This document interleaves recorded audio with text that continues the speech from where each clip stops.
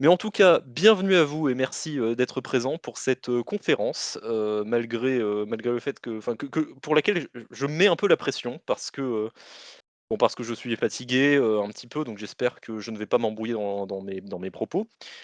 Pourquoi est-ce que je me mets la pression? Et je vais vous mettre la pression, chers amis, parce que sachez que c'est tout simplement la conférence la plus importante sur René Guénon, que, vous avez écoutée dans votre vie et que peut-être que vous allez écouter dans le reste de votre vie.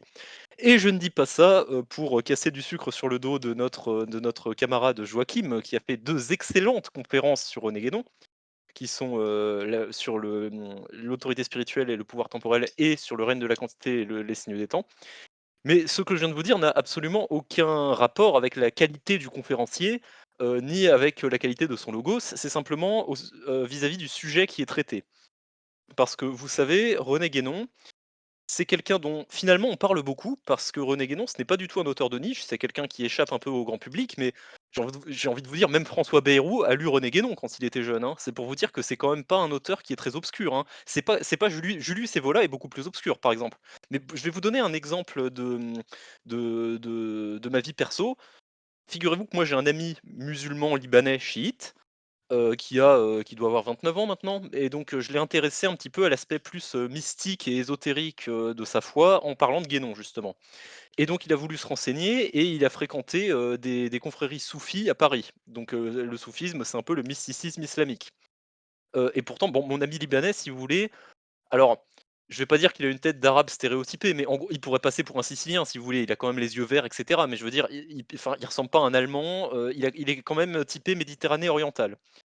La première question qu'on lui a posée quand il a mis les pieds dans une confrérie soufie, à Paris, c'est: «Est-ce que tu es là, parce que tu as lu René Guénon?»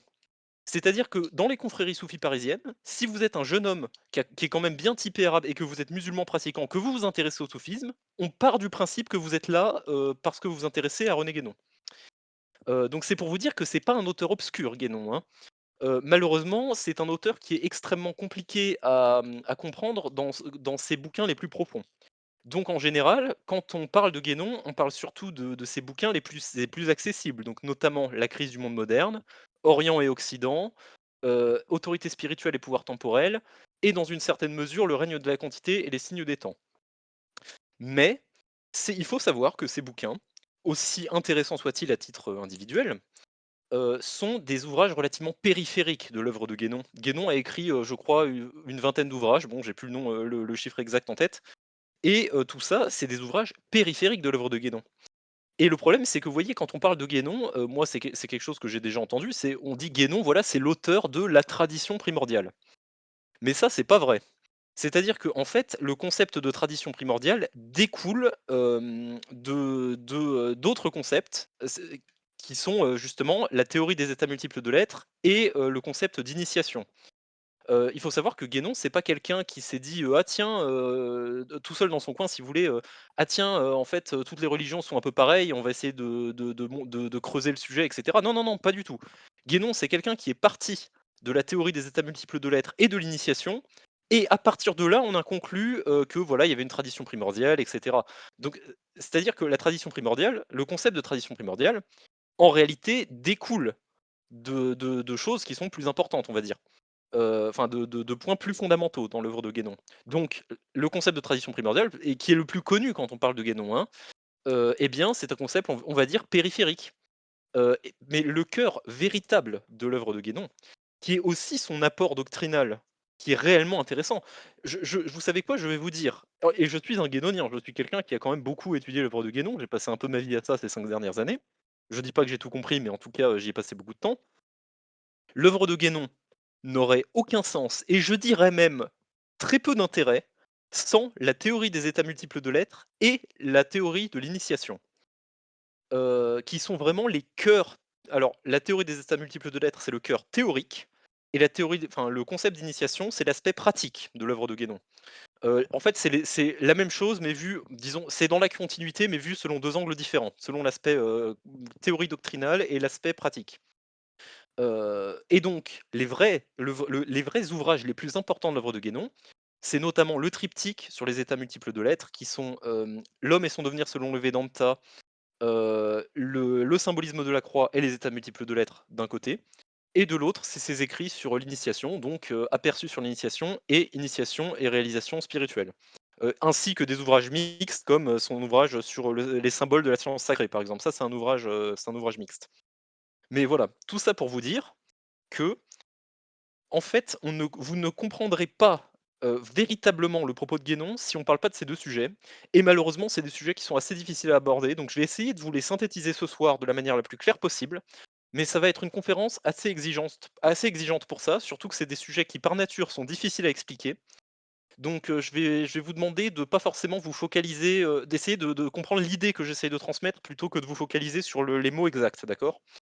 Donc la conférence, on va commencer sur une première partie, on va dire un premier tiers, je saurais pas exactement, estimer, mais je vais dire 20 premières minutes, où je vais parler de la théorie des états multiples de l'être, qui est encore une fois le cœur théorique de l'œuvre de Guénon. Et ensuite, on parlera de la notion d'initiation.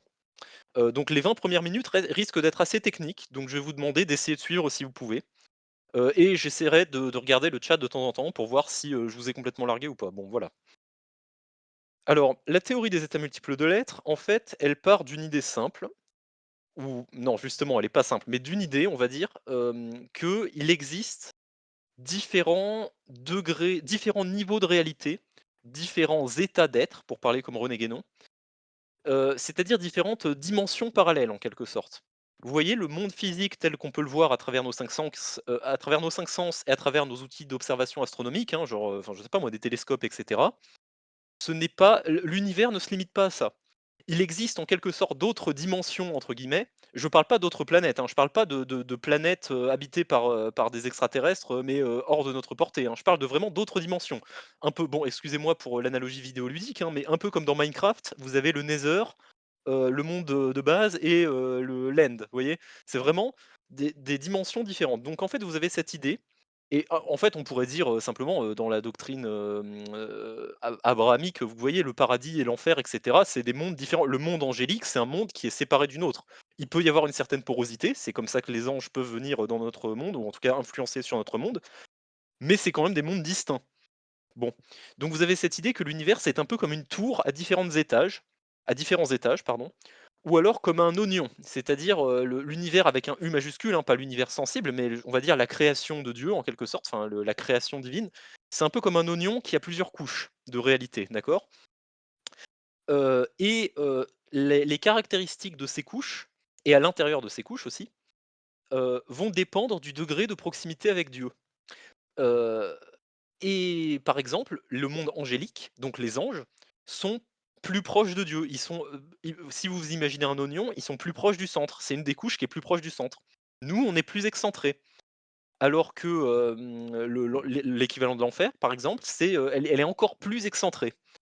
Voilà, donc imaginez-vous, ou alors une sphère, enfin un oignon, voilà, une sphère ou un oignon qui a plusieurs couches. Donc le centre, c'est vraiment Dieu, le Dieu en tant qu'infini, enfin en tant que principe suprême, et tout le reste, alors émane de Dieu, heu et en fait, en quelque sorte, un reflet de Dieu plus ou moins, déformé. Typiquement, les anges, c'est un reflet de Dieu relativement proche et nous sommes, comme un reflet de Dieu, déformé. Mais parce que en fait, tout ça part de l'idée que comme Dieu est infini, il ne peut pas vraiment y avoir de séparation définitive entre la création et Dieu. C'est-à-dire que la relation entre, ce que ce le nous, les créatures et Dieu, en fait, nous, on n'a pas d'existence indépendante de Dieu, si vous voulez. C'est un peu comme le reflet dans un miroir. Heu, vous êtes indépendant de votre reflet, c'est-à-dire que si on casse le miroir et que le reflet disparaît, vous existez encore. Mais par contre, si vous disparaissez, votre reflet disparaît. Donc c'est-à-dire qu'il y a une relation de dépendance à sens unique. J'insiste sur ce point parce que, il faut pas qu'on fasse du Spinoza, enfin, ou au moins une caricature de Spinoza, à dire que Dieu égale la nature, si vous voulez. Dieu, c'est pas la somme de tous les trucs que vous voyez autour de vous, non, non. Mais tout ce que vous voyez autour de vous est en quelque sorte un reflet déformé, de Dieu. Et je vais utiliser un symbolisme que j'aime bien parce que je le trouve, très parlant. Imaginez que Dieu, c'est le soleil, et que la création, c'est un rayon de soleil, un rayon de lumière. La lumière telle qu'émise par le soleil, vous le savez peut-être, elle est blanche à l'origine. Mais lorsqu'elle se réfracte dans un joyau, par exemple, ou dans un diamant, elle éclate et ses composantes internes, c'est-à-dire les rayons rouges, les rayons bleus, les rayons verts, etc., se séparent. Sauf que, si vous voulez, ces rayons, ils sont contenus à l'état initial dans la lumière blanche. C'est-à-dire que ces rayons, ils sortent pas de nulle part. En fait, le rayon rouge, ou bleu de la lumière qui se réfracte dans le diamant, c'est une version amoindrie en quelque sorte de la lumière blanche. C'est une version dans laquelle on a coupé quelques caractéristiques, vous voyez? Eh bien, c'est un petit peu la même chose, pour, notre monde, par exemple. Vous allez avoir une hiérarchie de ces mondes, parallèles, en fonction, comme je disais, de la proximité divine. Mais ça marche aussi dans notre monde. Dans notre monde, c'est-à-dire dans notre monde sensible tel que vous le vivez actuellement, l'homme est la chose qui est le plus proche de Dieu, plus que les animaux, et eux-mêmes le sont plus que les végétaux, qui eux-mêmes le sont plus que les minéraux. C'est pour ça qu'on dit que l'homme, est, à l'image de Dieu. Dans notre monde, c'est vrai. Guénon vous dirait, c'est pas vrai à l'échelle universelle, c'est-à-dire que notre monde, il est situé à une place quelconque de la hiérarchie, de l'espèce de d'oignon, vous voyez?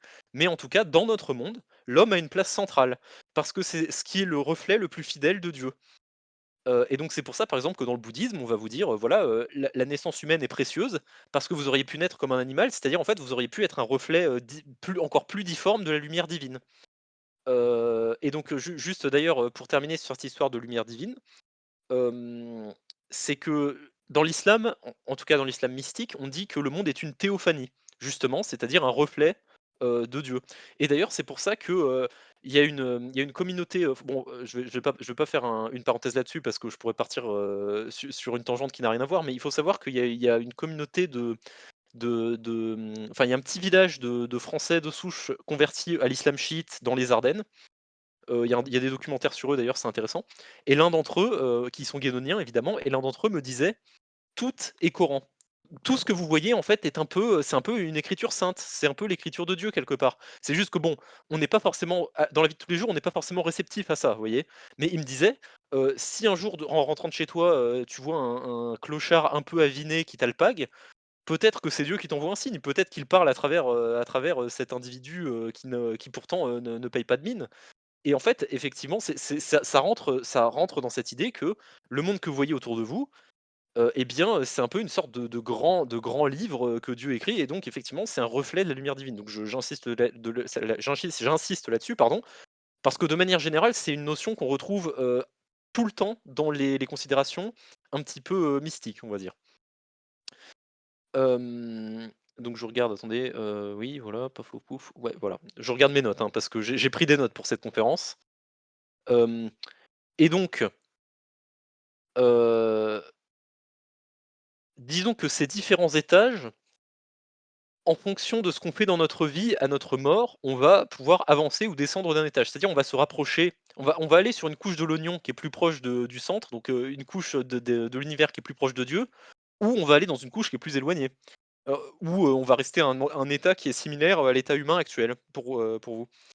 Donc, heu, d'un point de vue archétypal, vu que j'imagine que vous êtes, un peu familiarisé avec, les notions de théologie abrahamique, si on monte d'un étage, c'est qu'on va au paradis en gros pour simplifier. Si on descend d'un étage, en gros, on va en enfer. Mais dans un contexte hindou, par exemple, on va vous dire, et d'ailleurs même dans un contexte musulman, hein, parce que il y a chez les soufis, on dit, le paradis est une prison. C'est-à-dire que oui, vous avez monté d'un étage, félicitations à vous, vous êtes dans la bonne direction, vous vous rapprochez de Dieu. Mais même au paradis, il y a une hiérarchie. Et ça, il y a une hiérarchie des anges. C'est-à-dire que même les anges, ils sont pas, à la même distance de Dieu, vous voyez?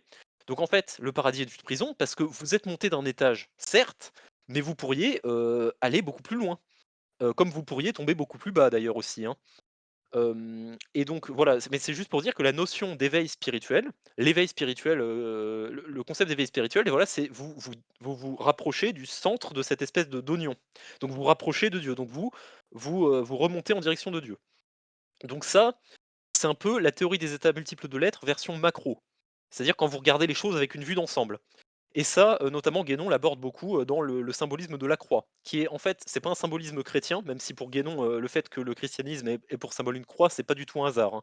Guénon, il vous dit: «C'est pas du tout un hasard que le Christ soit mort sur une croix, hein». C'est justement parce que la croix est un symbolisme extrêmement important, mais il utilise un symbolisme géométrique. Il parle beaucoup de sphères, hein, dans le symbolisme de la croix, ou de cercle si vous voulez, et c'est ça qu'il essaye de dire. C'est que vous êtes sur la périphérie du cercle et vous essayez d'aller au centre. Et d'ailleurs, le centre, vous savez, dans une roue, quand vous faites tourner une roue dans le vide, le centre, c'est l'endroit qui ne tourne pas, parce que c'est l'endroit, qui engendre le mouvement de la roue. Enfin, c'est le pilier de stabilité qui permet à la roue de tourner. D'où cette idée de chez Aristote de moteur immobile. Voilà, en fait, tout ça, c'est ces mêmes idées, en fait. C'est le même symbolisme de il y a un centre qui engendre tout le reste, duquel tout le reste dépend et vers lequel notre but, c'est, de nous diriger. Donc déjà, est-ce que jusque-là, c'est clair? Je demande au chat. Juste, est-ce que jusque-là, vous arrivez à suivre? Parce que je parle peut-être un peu vite.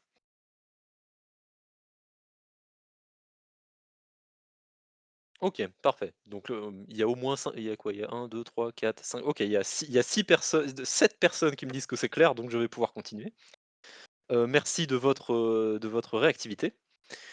Donc ça, je vous ai donné un point de vue, macro, d'accord? C'est-à-dire, on va dire du point de vue de Dieu, comment ça s'organise ou alors si vous pouviez dézoomer, comment ça s'organiserait? Mais comment ça se passe d'un point de vue micro? C'est-à-dire, en tant qu'être humain, comment est-ce qu'on peut vivre ça? Parce que c'est très abstrait comme concept. En fait, comme je vous ai dit, toute chose qui existe, c'est un reflet de la lumière divine. C'est un peu comme si vous aviez une étincelle de divinité qui était tombée dans de la boue, et qui l'avait animée.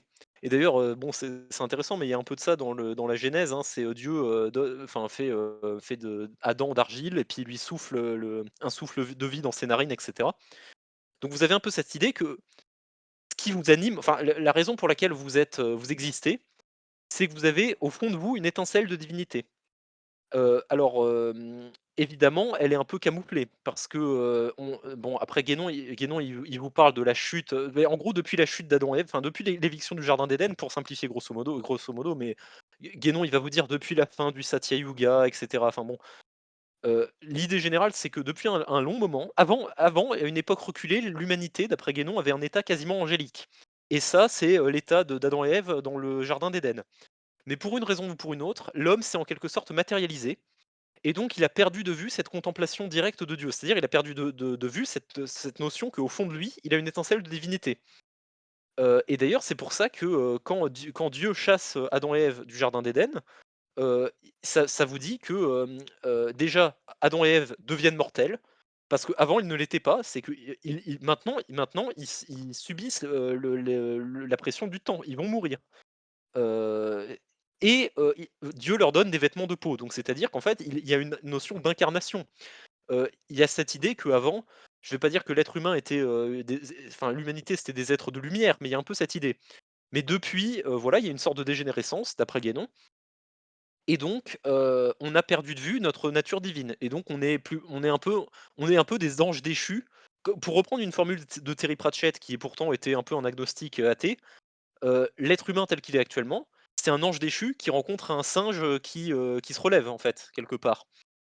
Mais ça veut dire qu'au fond de nous, on a cette étincelle de divinité et c'est ce que Guénon appelle l'esprit avec un E majuscule ou alors le soi avec un S majuscule et c'est notre canal, c'est notre connexion avec Dieu, en fait.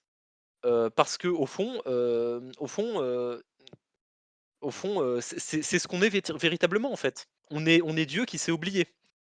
Et donc d'ailleurs, Guénon faisait une remarque intéressante, dans la doctrine catholique, parce qu'il doit y avoir des catholiques qui nous écoutent, on vous explique qu'à chaque nai à votre naissance, à chaque âme, en fait, est attribué un ange gardien.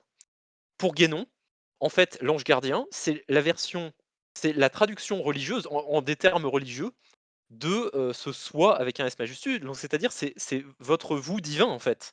C'est-à-dire, qui vous regarde de haut, qui veille sur vous et qui attend que, vous alliez le rejoindre. Et donc, si vous voulez, l'ange gardien, c'est une version de vous qui est enfin, disons que c'est, une version de vous qui est extrêmement proche de Dieu, on va dire. Je sais pas si c'est clair ce que je raconte, mais vous avez un peu cette notion, quoi. Bon, donc ça, c'est la théorie des états multiples de l'être. Donc du point de vue de l'être humain, on est des êtres divins, en fait, mais on a totalement oublié, qu'on l'était. Et donc pour le redevenir, il faut, faire cette ascension comme je vous disais, il faut monter les étages de la tour, divine et il y a 2 méthodes pour ça. Il y a la méthode dite que Guénon dit exotérique, c'est-à-dire en fait la méthode, religieuse, où on gagne un étage à chaque fois. C'est-à-dire on va au paradis. C'est-à-dire voilà, on est dans une bonne dynamique, On va, oui, les barreaux de l'échelle de Jacob. Oui, bon, c'est pas faux, donc mais bon, donc on va dans la bonne direction, mais pour parler comme les musulmans, le paradis est une prison. Donc c'est déjà très bien que vous recherchiez le paradis. Mais est-ce qu'il y a pas moyen de faire plus que d'avancer d'un étage à la fois? Eh bien, Guénon vous dit si, il y a, la deuxième méthode d'ascension qui est la méthode ésotérique et qui consiste en fait à essayer de déverrouiller un niveau de conscience chez vous qui vous permet d'entrer pleinement en connexion de votre vivant avec l'étincelle de divin que vous possédez en vous et donc là, vous remontez à vitesse grand V, le chemin, vers Dieu et justement, vu que je m'intéresse un peu au bouddhisme ces derniers temps, dans le bouddhisme, on vous dit qu'il y a plusieurs «véhicules» entre guillemets pour atteindre l'état de Bouddha, donc pour atteindre l'éveil, donc c'est-à-dire pour, rejoindre Dieu. Il y a plusieurs véhicules qu'on appelle les yanas, et bon, il y a le Hinayana, il y a le Mahayana et il y a le Vajrayana. Le Hinayana, c'est-à-dire le petit véhicule, c'est un peu une philosophie de vie. C'est-à-dire qu'on vous embête pas trop la tête avec la notion de Dieu, mais c'est un peu comme le stoïcisme. En gros, c'est, soyez un peu moral, enfin soyez un peu moraux. Et en gros, on vous dit, si vous suivez le Hinayana, avec quelques principes moraux, vous deviendrez un Bouddha dans 7 000 000 de vies. Bon, en gros, c'est une caricature. Enfin, les bouddhistes aiment bien utiliser des grands, comment dire, des grands nombres comme ça pour vous donner un ordre de grandeur, pour vous donner une idée, vous voyez? Si vous vivez bien votre vie, même si vous êtes, athée ou agnostique, bien vivre votre vie, ça veut dire ne pas vous éloigner de cette étincelle de divinité, et on verra ce que ça implique, tout à l'heure. Mais donc vous n'avez pas besoin d'être religieux pour ça. Il suffit que, voilà, vous soyez moral. Mais le problème, c'est que, ça va prendre très longtemps pour arriver à l'état de Bouddha. Le deuxième véhicule, c'est le Mahayana, qui est plus une religion au sens, occidental du terme. C'est-à-dire qu'il y a toute une théologie, si vous voulez. On vous parle de Dieu, alors de Deva, enfin de Bodhisattva, et cetera. Bon, c'est un peu l'équivalent des anges. Il y a un peu toute une théologie. Bon. Il y a un peu toute une théologie au Mahayana et on vous dit: «Bon, vous atteindrez pas l'état de Bouddha, dans 7 000 000 de vies, mais plutôt dans 1 million de vies». C'est-à-dire que voilà, c'est quand même un chemin qui est lent, mais qui est beaucoup plus rapide que juste le fait d'être un peu moral. Et enfin, vous avez le Vajrayana qui est la méthode ésotérique du bouddhisme. Et là, on vous dit, si vous êtes un ésotériste, oui, oui, exactement, comme le dit Isha, avec le véhicule de diamant au Tibet. Mais c'est pas qu'au Tibet, hein, c'est au Japon aussi. Le bouddhisme Shingon, c'est du Vajrayana également, hein. Vajrayana, ça veut dire véhicule de diamant, hein, effectivement, comme le dit Isha. Alors, historiquement, il y a eu plusieurs, je fais juste une petite parenthèse, il y a eu plusieurs cultures qui ont eu du Vajrayana, donc le bouddhisme chinois a été ésotérique pendant longtemps. Mais maintenant, les deux seules écoles vraiment survivantes, c'est au Japon chez le Shingon et au Tibet chez le bouddhisme tibétain, quoi, grosso modo, hein. Mais en gros, on vous dit, si vous êtes un ésotériste sérieux avec le bouddhisme Vajrayana, vous arrivez à l'état de Bouddha en 7 vies, en fait, maximum. Et encore, le but, c'est d'être un Bouddha dans 7 vies actuellement. Et donc ça, c'est la méthode ésotérique dite initiatique, au sens de Guénon. Donc vous voyez, alors, donc comment est-ce que ça se traduit concrètement, en fait? Comment est-ce qu'on se rapproche de la divinité? En fait, c'est par la connaissance. Parce que comme Guénon le dit, en fait, au fond, on n'a jamais cessé d'être Dieu, c'est juste qu'on s'en souvient pas. Le problème, c'est qu'on s'en souvient vraiment pas. Et parce qu'il y a une di parce que là comme, parce que si ça dans un monde, idéal, on va dire, il suffirait que je vous le dise et que vous vous disiez, «Ah bah oui, c'est vrai, je suis un être divin», et pouf, ça y est, vous êtes illuminé. Mais sauf que ça marche pas comme ça. Parce qu'il y a une différence entre connaître d'une manière théorique et connaître en pratique. C'est-à-dire que alors, peut-être que certains d'entre vous ont la chance d'avoir des parents vivants. Bon, c'est mon cas. Si c'est le cas, désolé de vous mettre des idées morbides, mais vous savez au fond de vous que personne n'est immortel et que vos parents vont mourir. Et pourtant, bon, s'ils ont pas trop été détestables avec vous, a priori, vous allez pleurer au moment de leur mort. Et comme le disait Épictète: «Mais pourquoi pleures-tu, idiot?» Tu sais, bon, il disait pas ça pour le blesser, c'est son audience, hein, mais en gros, c'était: «Mais tu savais qu'ils allaient mourir au fond de toi. Pourquoi est-ce que tu es surpris?» Donc c'est pour vous dire qu'il y a une différence entre vraiment l'avoir intégré au fond de soi et le connaître de manière purement théorique.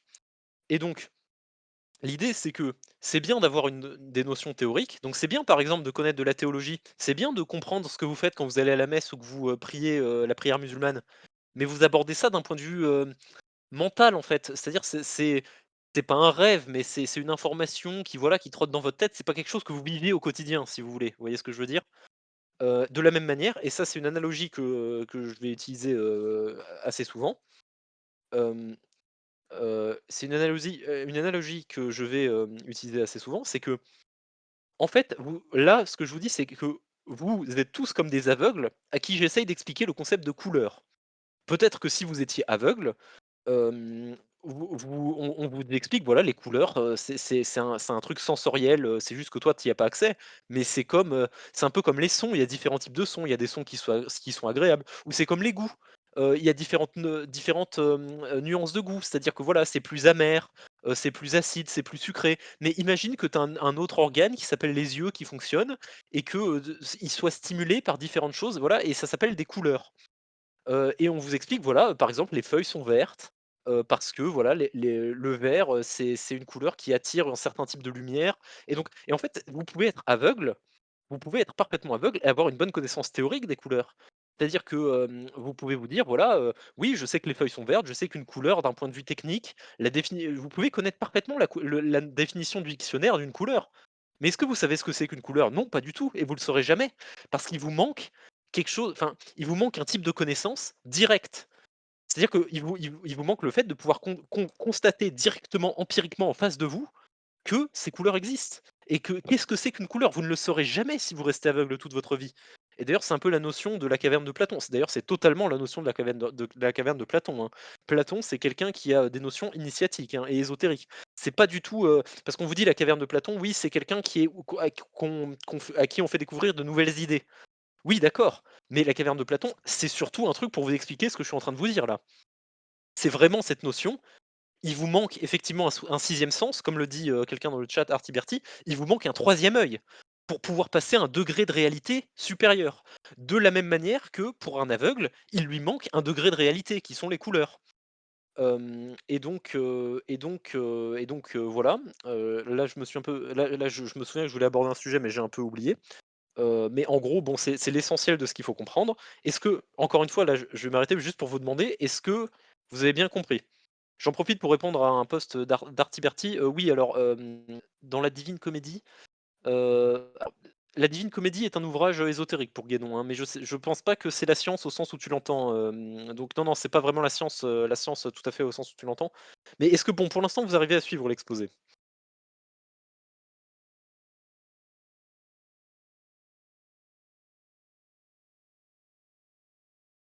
Bon, on me dit que c'est bon, d'accord, c'est un régal, parfait. Oui, OK, très bien. Donc, comme je vous disais, je reprends l'idée du début.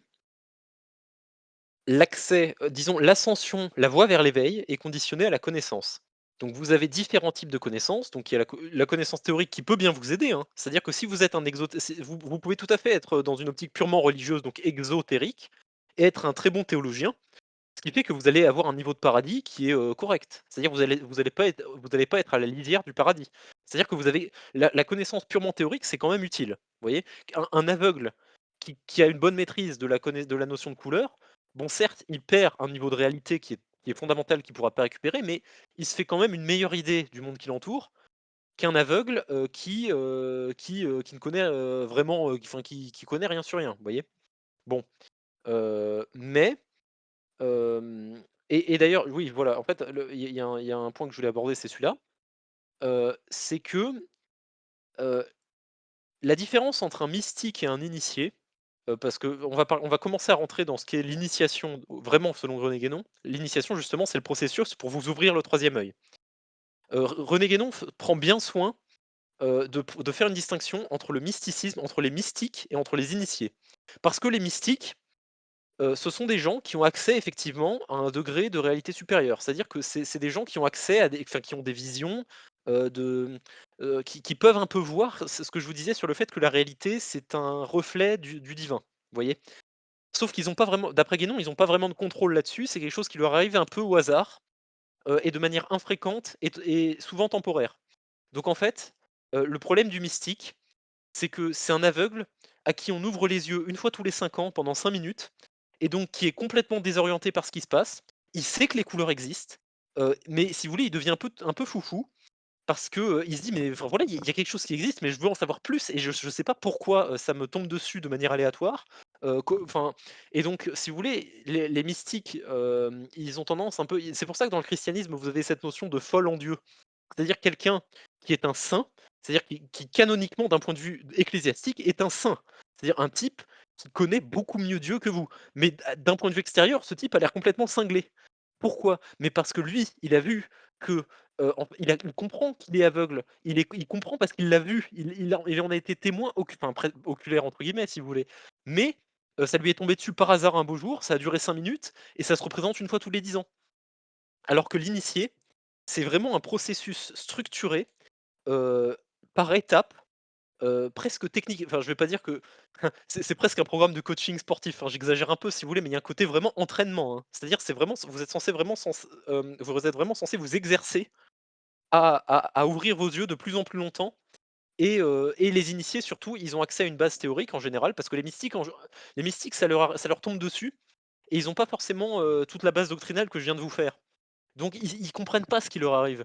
Mais un initié, en général, comme il appartient à une organisation de gens comme lui, il est formé par des tuteurs et donc il peut nommer les choses. Il peut dire, «Ah voilà, en fait, cette couleur, c'est du rouge et je sais ce que c'est le rouge et ça, c'est du orange et je vois que c'est distinct. Les 2 sont distincts». Vous voyez? Je vois les nuances de et voilà et donc c'est pour ça que Guénon dit que la base théorique est quand même très importante, hein. Mais donc la différence entre l'initié et le mystique, c'est que voilà, encore une fois, le mystique, ça lui tombe dessus un peu au hasard, donc il paraît un peu incohérent et l'initié et du coup, le problème, c'est que vu qu'il est incohérent, il a un degré de connaissance qui va être moins important. Parce qu'il va moins comprendre ce qui lui arrive et donc, fatalement, les mystiques pour Guénon, vont aller moins loin dans la progression spirituelle que les initiés. Donc le mysticisme peut vous arriver quand encore une fois, quand vous êtes purement dans une voie exotérique. Ça peut arriver à des catholiques, par exemple, qui ne reçoivent jamais l'initiation et on va enfin arriver à ce qu'est l'initiation selon René Guénon, j'y viens. Le mysticisme peut tout à fait vous tomber dessus. Vous pouvez avoir une expérience mystique alors que vous ne recevez pas d'initiation. C'est-à-dire vous êtes juste bon, c'est déjà très bien, mais vous êtes juste un catholique qui va à la messe, qui s'intéresse un peu à la théologie. Vous avez une expérience mystique. Si, elle est bien assimilée, vous déjà, en gros, vous avez un degré de connaissance, donc vous avez un degré d'accomplissement spirituel plus important que, un autre camarade qui va à la messe, si vous voulez, enfin un coreligionnaire qui va à la messe et qui n'a pas cette expérience mystique. Mais pour Guénon, vous irez jamais aussi loin qu'un initié. Simplement parce que vous ne comprenez pas vraiment ce qui vous arrive.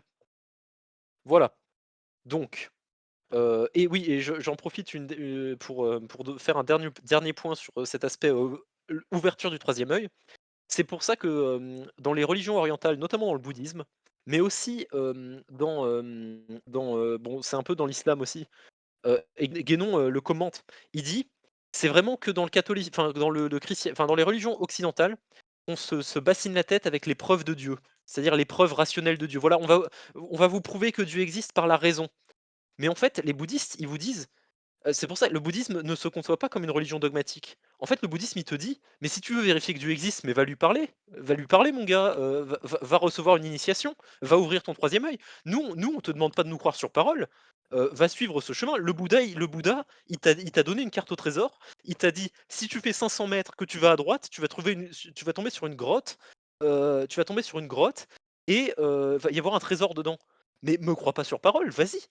Et c'est pour ça qu'en fait, la meilleure réponse à un athée, militant, parce que bon, le problème, c'est que les athées militants, vous voyez, il va vous dire: «Oui, on n'a pas de preuve que Dieu existe» et cetera. Mais en fait, si vous dites ça à un hindou ou à un maître bouddhiste, il va vous rigo il va lui rire au visage. Il va lui dire: «Mais mon gars, personne te demande de croire à quoi que ce soit.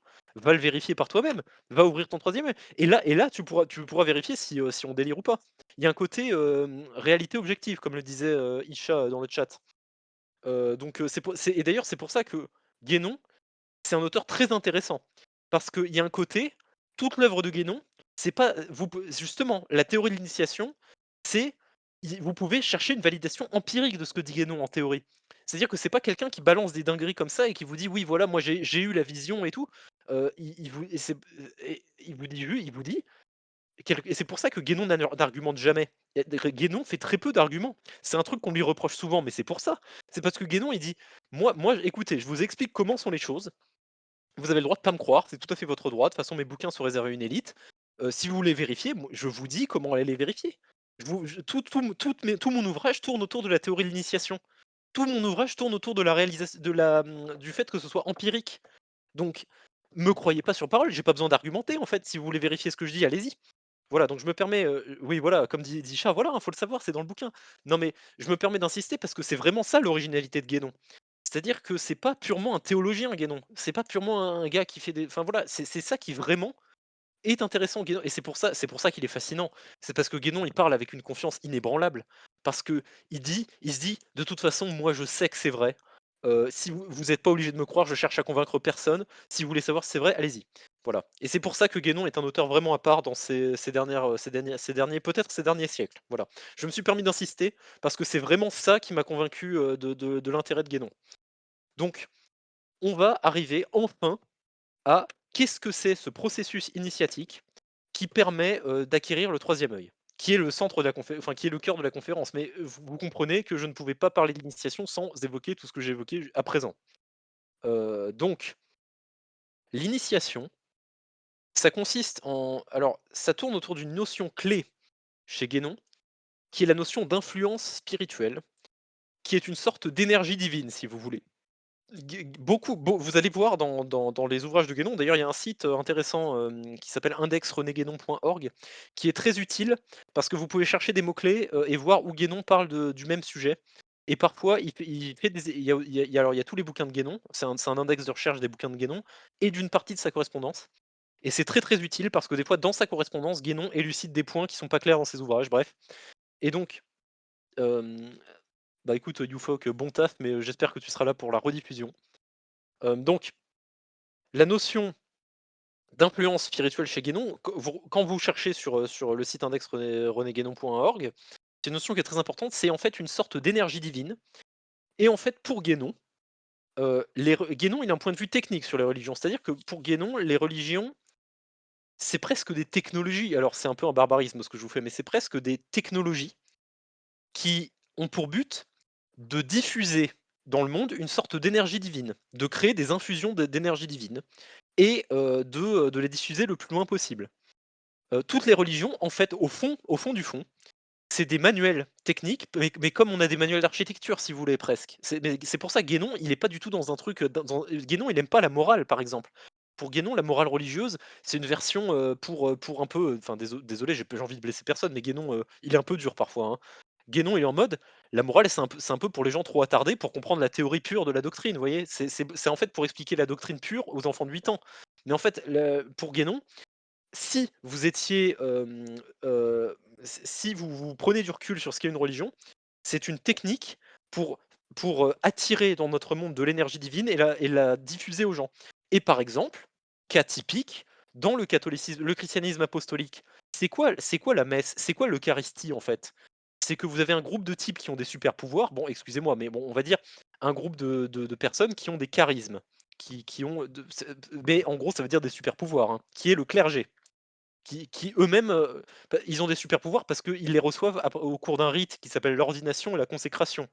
Donc, on donc qui fait descendre, on dit une grâce sur eux, mais en gros voilà, si on traduit ça dans un langage un peu provocateur, c'est des rituels magiques qui leur donnent des super pouvoirs. Enfin, j'exagère un peu. Alors, Isha dit un rite initiatique, non pas tout à fait, mais j'expliquerai pourquoi. Mais, pour beaucoup de monde, ça c'est un rite initiatique, mais pour Guénon, c'en est pas un, mais j'expliquerai la différence après. Mais pour Guénon, voilà, le clergé catholique, c'est quoi l'eucharistie? C'est quoi la messe? C'est quoi une hostie, en fait? C'est un bout de pain qui est chargé d'énergie divine. C'est pour ça qu'on dit que, Jésus, il est dans l'hostie. En fait, pour Guénon, c'est bah oui, parce que le bout de pain, l'hostie, il sert de véhicule, c'est-à-dire il est imbibé d'énergie divine et quand vous le mangez, ça vous régénère votre âme, si vous voulez.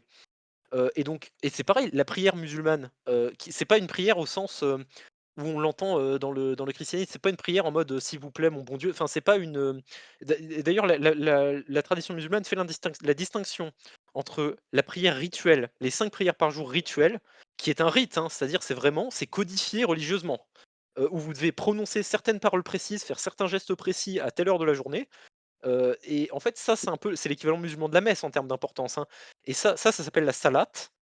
Et les prières, supplicatoires, on va dire, ça s'appelle les douas, D-U, et 2 A, je crois. Mais les 2, donc mais voilà, c'est la prière rituelle musulmane, c'est un rite codifié qui permet de faire descendre une petite quantité d'énergie spirituelle à chaque prière. Mais alors que dans le cas du catholicisme et de l'orthodoxie, donc le christianisme apostolique, vous avez une grosse décharge d'énergie spirituelle à chaque fois que vous allez à la messe, en fait. C'est pour ça que vous avez besoin d'y aller qu'une fois par semaine, voire même une fois par mois, parce qu'il y a une époque où c'était pas obligatoire une fois par semaine, hein. Et donc c'est pour ça que, voilà, vous passez par le baptême et cetera. C'est-à-dire que finalement, l'orthopraxie catholique, alors évidemment, c'est pour faut se mettre dans de bonnes dispositions pour recevoir cette décharge d'énergie spirituelle. C'est-à-dire que voilà, il faut éviter absolument les péchés.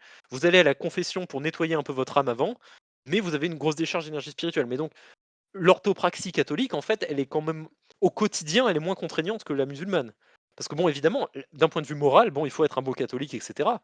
Mais je veux dire, aller à la messe, ça vous prend, oui, il y a le missel quand même et cetera, mais je veux dire, aller à la messe, enfin, c'est pas 5 prières par jour de 15 minutes, une à 6 heures le matin, une à 21 heures, tous les jours, jusqu'à la fin de votre vie. Vous voyez? C'est quand même contre, enfin, voilà, bon, voyez ce que je veux dire? Bon, sans vouloir faire de provocation, mais bon.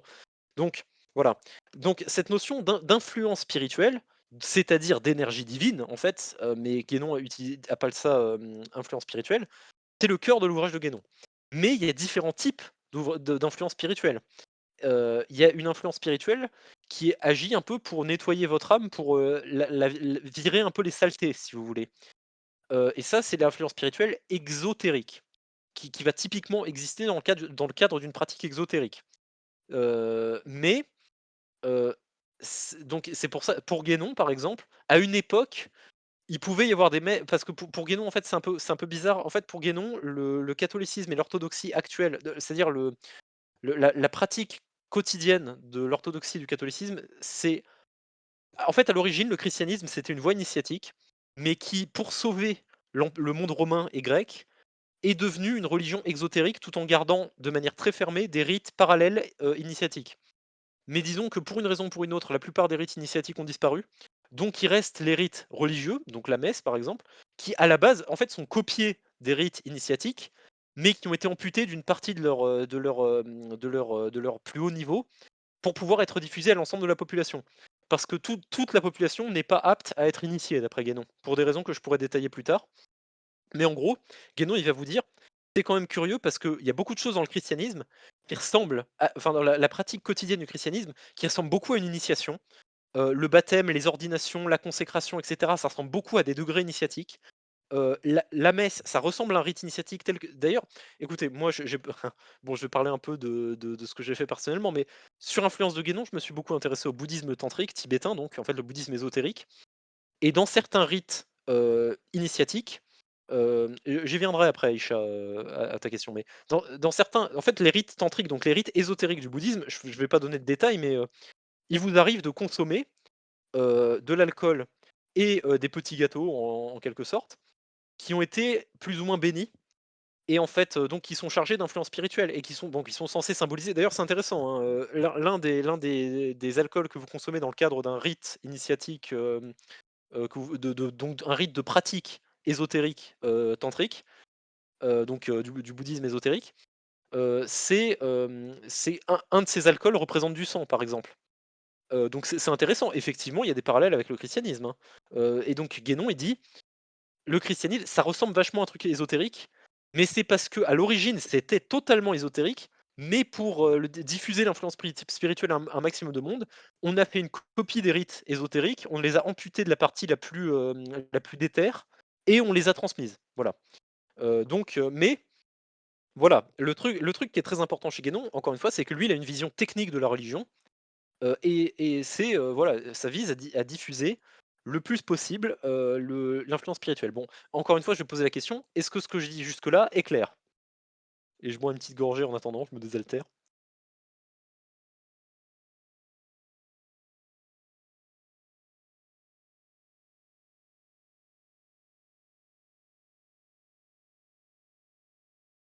Tout est clair, OK. J'attends encore deux trois réponses pour savoir. Très clair, OK. OK, bon. Donc, comme je vous ai dit, du point de vue de Guénon, il y a différents types d'influences spirituelles. Donc il y a différents types de manières de transmettre l'énergie divine, et certaines d'entre elles, c'est comme je vous ai dit, les rites exotériques, donc les rites religieux comme, la messe pour Guénon, ça va vous purifier un peu votre âme. Mais le but de l'initiation, c'est vraiment un rituel qui va déverrouiller en vous des possibilités de communication directe avec Dieu. C'est-à-dire qu'en fait, vous êtes aveugle, on va vous rendre la vue. C'est vraiment, c'est vraiment il y a un changement de nature qui s'opère en vous qui est qui est radicalement différent. C'est en fait, c'est pour ça que Guénon, il utilise beaucoup il dit: «Il y a beaucoup de symbolisme en lien avec les clés». C'est-à-dire que c'est une clé qu'on vous donne pour déverrouiller au fond de vous une porte qui était fermée, depuis la chute d'Adam et Ève, en fait. Donc en tout cas qui est fermée chez l'humanité depuis la chute d'Adam et Ève. Bon, alors Isha dit: «C'est l'idée du baptême et la résurrection». Oui, mais comme je disais, pour Guénon, le baptême c'est une version de l'initiation qui est amputée de tout son côté ésotérique. Mais effectivement, bon, pour Guénon, l'initiation, en gros, on pourrait dire que c'est un baptême version ésotérique. Mais, alors évidemment, il y a beaucoup de catholiques qui ont un problème avec Guénon parce qu'ils disent: «Mais en fait, le baptême intrinsèquement, c'est ésotérique». Guénon n'était pas d'accord. Et j'expliquerai quelle était son opinion sur le christianisme plus en détail à la fin de la conférence, sur l'état du christianisme en tout cas. Pour Guénon, il reste encore des formes initiatiques chrétiennes, notamment, alors en tout cas, il en restait jusqu'à très récemment. Je vais en parler vite fait parce que je vois qu'on a des chrétiens dans le chat et donc que ça vous travaille peut-être. Pour Guénon, jusqu'à très récemment, vous aviez notamment ce qu'on appelle l'hésychasme dans les églises orientales, c'est-à-dire la prière du cœur, qui a toutes les caractéristiques d'une initiation. Et d'ailleurs, quand vous lisez certains récits, de l'hésychasme mais jusqu'au 19e siècle, c'est-à-dire jusqu'à très tard, hein, parce que pour Guénon, le christianisme a perdu son caractère initiatique, enfin les rites chrétiens ont perdu leur caractéristique initiatique dès les années 500 et après c'était très fermé, c'était vraiment fermé à une élite et des fois il fallait trouver des initiations de substitution, comme la franc-maçonnerie. Mais vous avez des initiations proprement chrétiennes pour Guénon qui ont survécu, comme l'hésychasme, la prière du donc qui est la prière du cœur. Qui est vraiment un truc vraiment typiquement chrétien, hein. C'est pas un truc qu'on a importé, pour Guénon, et vous avez notamment des bouquins, qui par exemple le célèbre, le récit d'un pèlerin russe anonyme, où c'est un moine russe qui va à la recherche un peu, et donc c'est un récit initiatique, mais enfin c'est un peu autobiographique, où il parle de sa quête pour être, initié à l'hésychasme. Et donc Guénon, il dit: «Mais ça, c'est totalement une initiation». Et Guénon, il n'était pas sûr de si le véritable hésychasme s'était perpétué jusqu'à nos jours. Mais en tout cas, en théorie, il y a des formes initiatiques chrétiennes qui persistent et Guénon, il dit: «En fait, ça n'aurait pas de sens». Oui, voilà, les moines du Moitos. En fait, Guénon, il dit: «Ça n'aurait pas de sens d'avoir l'hésychasme si, les rites catholiques, ou orthodoxes, enfin, si la messe était toujours initiatique. Si le baptême était toujours initiatique, bon, déjà, ce serait pas donné à tout le monde», pour Guénon, parce que c'est, pour des raisons que je pourrais expliquer plus tard. Mais déjà, ce serait pas donné à tout le monde et en plus, ça servirait à rien d'avoir la franc-maçonnerie parce que Guénon pensait que la franc-maçonnerie était une voie initiatique, qui avait beaucoup dégénéré, mais qui à l'origine était valide. Et en fait, ça servirait à rien d'avoir la maçonnerie, les écoles hermétiques, au Moyen Âge, les délires avec l'alchimie, les icasmes, si la messe, était initiatique. Vous voyez? En fait, tout ça, ce serait superflu. Mais Guénon, il dit: «Bah non, si ça existe, ça veut dire qu'il y a un défaut dans le catholicisme tel que pratiqué par tout le monde». Enfin bon, bref. Mais donc, une initiation, juste pour revenir à ce que je disais, pour Guénon, c'est une transmission d'influence spirituelle, donc d'une énergie divine, au cours d'un rituel précis, donné par, une organisation qui est dépositaire de cette influence spirituelle. C'est-à-dire, de la même manière que, je veux dire, dans le christianisme, apostolique, donc le catholicisme, il y a cette notion de succession apostolique. C'est-à-dire que en fait, Jésus a donné des super pouvoirs aux apôtres, qui eux-mêmes ont donné des super pouvoirs à leurs disciples, qui ont donné les super pouvoirs à leurs disciples et en fait, les évêques, dans le christianisme, c'est ces gens qui se transmettent les super pouvoirs de génération en génération. Si jamais il y a un trou dans la chaîne, vous pouvez pas faire ça, vous pouvez pas le faire revenir ex nihilo, c'est pas possible, c'est perdu définitivement. C'est pour ça d'ailleurs que, quand on ordonne un évêque, en général, il y a trois évêques qui font le truc, pour être sûr que c'est fait correctement. Parce qu'on peut pas se permettre de foirer une série de consécrations épiscopales, parce que sinon ça veut dire qu'on peut plus faire de messe, hein. Je le dis, mais en fait les prêtres et les évêques, c'est les seuls qui peuvent faire l'eucharistie. C'est-à-dire que c'est les seuls qui peuvent mettre de l'énergie spirituelle dans un petit bout de pain. Si cette chaîne est cassée, on peut pas la refaire. C'est pour ça que cette notion de succession apostolique est très importante dans le christianisme et c'est pour ça que, par exemple, l'Église catholique, et orthodoxe voient les protestants, en fait, comme des égarés parce qu'ils ont pas cette notion de succession apostolique. Donc en fait, pour les catholiques et les orthodoxes, la communion protestante, c'est pas valide, en fait. Vous mangez juste du pain, vous mangez pas vous absorbez pas l'influence spirituelle. Et donc pour Guénon, il vous explique la logique est pareille pour l'initiation. Elle est pareille pour d'autres trucs aussi, hein, mais en théorie, par exemple, vous avez certaines organisations qui sont vraiment purement religieuses, en Chine ou en Inde, où vous avez cette notion de transmission. Parce que en fait, voilà, c'est une énergie, qui remonte, enfin, qui a été donnée, en gros par une incarnation de Dieu en personne, donc dans le cadre du christianisme, c'est le Christ. C'est pas un truc qui vient de l'être humain en tant qu'animal, si vous voulez. C'est un truc qui vient de l'être humain en tant qu'être divin. Et donc, si vous avez des individus qui n'ont à aucun moment en fait, si vous avez des êtres humains qui sont, toujours juste des animaux pensants et qui n'ont jamais eu cette espèce de revivification de leur étincelle divine, ils peuvent pas l'inventer de nulle part, justement, si vous voulez. Un aveugle ne peut pas conférer à quelqu'un la vue parce que lui-même n'a pas la vue, vous voyez? C'est un peu la logique derrière Guénon.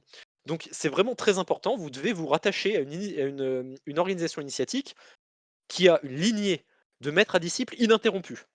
Et ça se voit dans le soufisme, par exemple, où on vous parle de silsila, c'est-à-dire une chaîne, mais au sens de chaîne, des anneaux d'une chaîne, hein, c'est-à-dire une chaîne en métal. Et les soufis vont vous dire: «Moi, mon maître, c'était lui, son maître, c'était lui, son maître, c'était lui», et cetera, et cetera. Et vous avez une chaîne qui remonte jusqu'au prophète de l'islam. C'est pareil dans le bouddhisme ésotérique tantrique et en fait dans l'hindouisme également. Alors, il y a quelques exceptions à ça, mais elles sont extrêmement rares.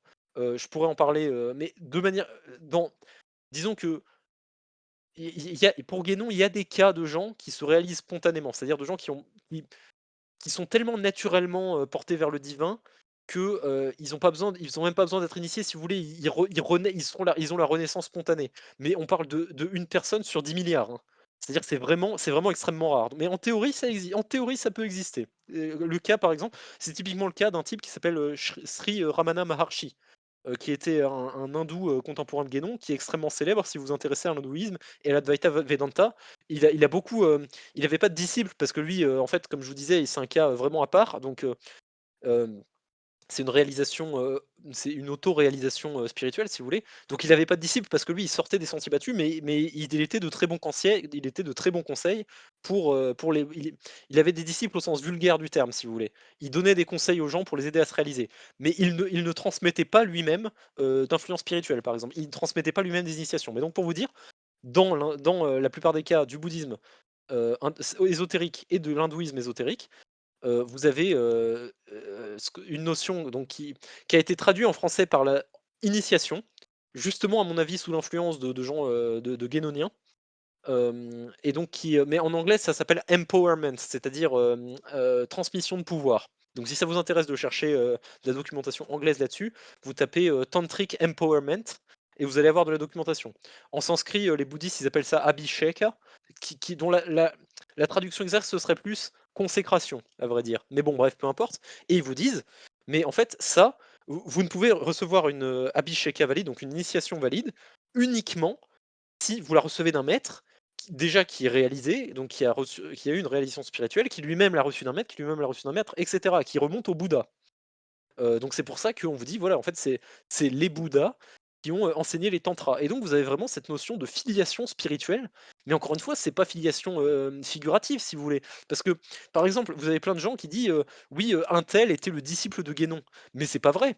Guénon, il a pas de disciple au sens, guénonien du terme. C'est-à-dire que Guénon, il a transmis d'influence spirituelle à personne. Et Guénon, il a conseillé des gens, mais il n'a pas cette filiation spirituelle au sens où il n'a pas transmis, de maître à disciple, voilà, une influence spirituelle. Bon, donc la forme de cette initiation, elle varie, mais en général, c'est un rite particulier. Je alors moi, il me se alors moi, j'ai passé ce rite cet été, dans un monastère bouddhiste, dans le sud de la France, parce qu'il y a le plus grand monastère bouddhiste tibétain, d'Europe, et même d'Occident, il est en France, faut le savoir. Alors il y a pas beaucoup de gens qui connaissent Guénon paradoxalement, il y en a quelques-uns quand même, mais bon de toute façon, enfin voilà. Donc j'y suis passé, donc j'ai assisté et même j'ai participé à une initiation. Alors comme les trucs, ésotériques en général, on les garde à une élite, on n'a pas le droit de publier des détails, même si en théorie enfin je veux dire, vous pouvez trouver des vidéos, enfin où vous voyez une initiation, tantrique, bouddhiste, comment ça se passe. Je vais pas vous donner les détails, mais en gros typiquement, ça s'étale sur 2 jours, c'est 2 fois 3 heures en gros.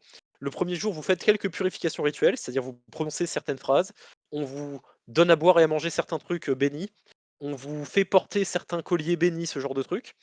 Et le lendemain, vous avez l'initiation proprement dite ou alors, le maître accomplit un rituel. Il vous bénit en vous touchant avec certains objets, certaines parties de votre corps. Il vous avec, certains liquides, certaines parties de votre corps, en faisant boire certains trucs, en faisant manger certains trucs, et cetera en prononçant surtout, et tout ça est très codifié, hein. Normalement, c'est pas censé être aléatoire, même si dans le cas de maîtres vraiment exceptionnels, c'est pas c'est déjà arrivé, parce que Dieu, disons, si vous voulez, Guénon disait, la spiritualité, c'est pas un truc forcément, l'initiative CK est gangrénée par les païens. Ah bah écoute, aie un peu de charité chrétienne, mon cher Olivier B, voilà, fais donc preuve de charité. Non mais donc, alors Guénon disait, enfin, c'est quelque chose qu'on peut reprocher aux guénoniens en général, c'est que si vous lisez Guénon, vous avez une vision un peu trop bureaucratique de la spiritualité. Comme je disais, vous avez une vision technique de la spiritualité. La spiritualité comme manuel d'architecture limite, vous voyez? Donc, comme dit Guénon, l'esprit souffle où il veut.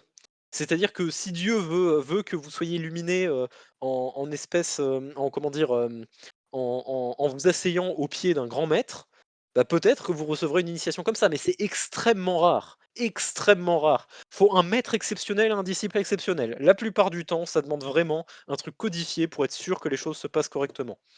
Hem et donc c'est pareil en islam, alors moi je connais pas les détails. Je sais qu'en tout cas, on m'a dit qu'en islam, le maître prend la main du disciple, les 2 ferment les yeux, et récitent un certain nombre de prières pendant un certain temps et normalement il y a une transmission d'énergie spirituelle et ils font ça un certain nombre de fois et ensuite ils remettent au disciple, au cours d'une cérémonie notamment un rosaire en fait, un chapelet, qui sert, j'expliquerai à quoi ça sert, hein, plus tard, mais ils remettent, certains trucs pour faire, ce qu'on appelle le wird, donc le wird, VIRD, donc les pratiques ésotériques de la confrérie, que vous rejoignez. Bon, donc ça, c'est la réception de l'initiation, mais l'initiation, c'est on ouvre la porte à votre éveil spirituel. Après ça, il faut encore s'éveiller. C'est-à-dire qu'on vous ouvre les yeux, enfin, on vous donne la possibilité d'ouvrir les yeux en tant qu'aveugle, on vous rend la vue. Encore faut-il ouvrir les yeux commencer à prendre les trucs, visuels. Parce que Guénon, il vous dit, il y a ça, quand vous recevez l'influence spirituelle, vous recevez ce qu'on appelle une initiation virtuelle. C'est-à-dire qu'en théorie, vous êtes initié, mais il vous faut encore faire tout le travail, mon gars. Enfin, là, c'est le début du truc, c'est le début du cheminement. Il y a tout un cheminement initiatique à faire et donc là, je vais parler brièvement dans quoi consiste le cheminement initiatique. Donc, là, mais je vais vous reposer à nouveau la question. Est-ce que ça vous paraît clair, ce que je dis? Parce qu'encore une fois, il y a beaucoup de notions que je vous dis, ça peut être compliqué. C'est quelque chose qu'il faut suivre avec attention.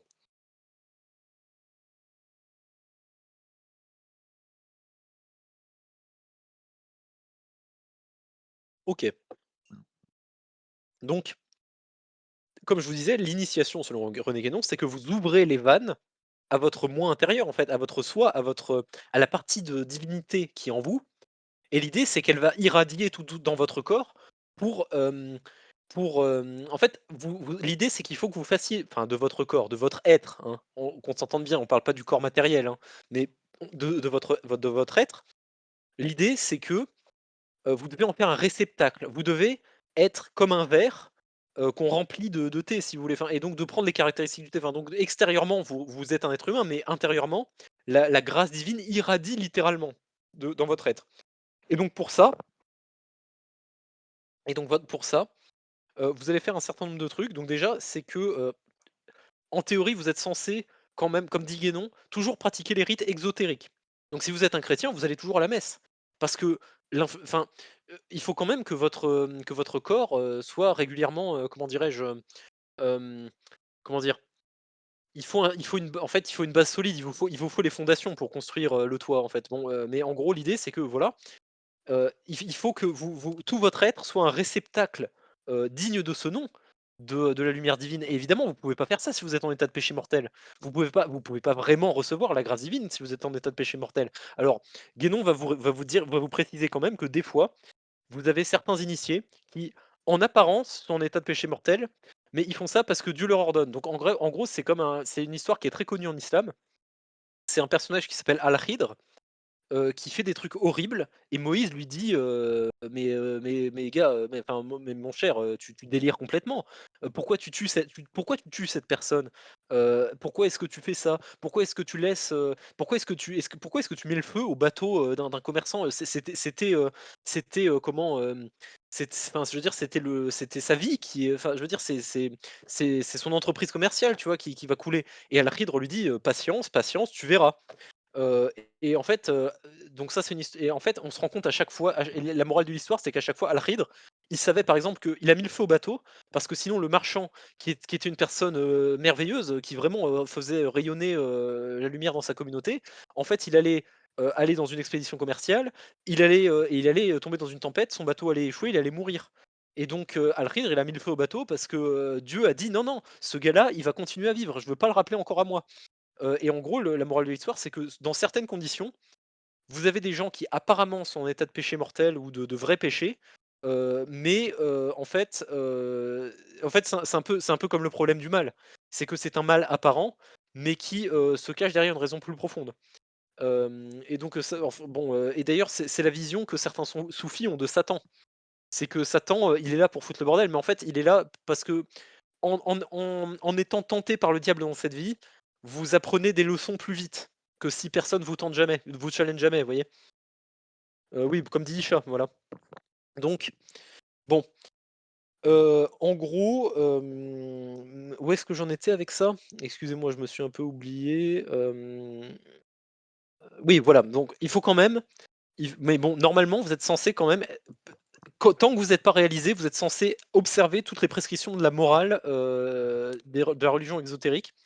Et vous êtes censé faire un certain nombre de travaux préparatoires pour vous purifier et pour, recevoir vraiment cette influence divine. Donc notamment, et ça c'est très important pour Guénon, c'est que comme je vous ai dit, au fond de vous-même, vous avez cette étincelle, de divinité et donc il faut que vous soyez capable et c'est pour ça que les orientaux mettent l'accent sur la concentration et la méditation. Il faut que vous soyez capable de faire le vide parce que il faut que vous soyez capable, de faire cesser vos pensées parasites pour écouter Dieu parler, en fait, quelque part. Et l'idée, c'est qu'en plus de ça, on vous donne des exercices qui vous permettent d'invoquer, enfin d'attirer l'influence spirituelle dans notre monde. Typiquement, exemple typique, dans le bouddhisme et l'hindouisme, et aussi dans l'islam, on pratique ce qu'on appelle la récitation de mantras, c'est-à-dire la récitation de phrases rituelles. Dans l'islam, on appelle ça le zikr, donc qui s'appelle le rappel, enfin, mais le rappel au sens de se souvenir, si vous voulez. C'est la réminiscence, au sens de Platon, en fait. Où en fait vous invoquez vous invoquez le nom d'Allah, donc le nom de Dieu selon des formules rituelles. D'ailleurs, vous essayez de la caler avec votre respiration normalement, parce que l'idée c'est que tout votre être doit être pris dans l'activité de cont oui voilà, mnémosyné, exactement, comme dit Isha. Tout votre être doit vibrer en quelque sorte au rythme de Dieu. Et donc c'est pour ça que, c'est pour ça qu'en fait vous chantonnez des mantras, vous chantonnez du zikr. Donc c'est des formules très précises parce qu'encore une fois, vous avez cette idée que les sons sont pas arbitraires, que l'univers c'est un peu la musique de Dieu. Et d'ailleurs c'est pour ça que, au commencement était le verbe et cetera. Bon ça je vous fais pas un dessin, mais c'est pour ça que dans l'hindouisme on dit par exemple que, le monde a commencé avec un son qui est le son Om. Et vous savez, Guénon il disait, justement le son Aom, une signification intéressante parce que vous commencez en disant A avec la bouche grande ouverte, la syllabe du milieu c'est Om et graduellement vous refermez la bouche, mais ça se maintient pendant un certain temps et à la fin vous prononcez le et ça se perd dans le nez, donc c'est une vibration qui devient subtile en fait et qui devient presque inaudible, mais qui existe. Bon bref, peu importe, on s'en fiche, mais c'est-à-dire qu'il y a vraiment un truc symbolique avec les sons. Donc, si vous voulez, en récitant les mantras et le zikr notamment, vous invoquez de l'influence spirituelle parce que vous en appelez au tissu à la fabrique profonde de l'univers et l'idée, c'est que vous combinez ça avec une méditation profonde. Donc vous rentrez dans un espèce d'état méditatif, comment dirais-je? Comment dire? Où vos pensées en fait, vous écartez vos pensées, et vous vous mettez à vibrer et en fait, vous attendez que la lumière divine descende sur vous et vous emplisse complètement. et là, vous commencez vraiment ce qu'on appelle le cheminement initiatique. Et mais ça demande beaucoup d'exercice, hein. Donc comme je disais, l'initiation, c'est pas un truc que enfin, vous après avoir reçu l'initiation, le chemin est encore très, très long. La plupart des gens ne vont pas au bout du chemin.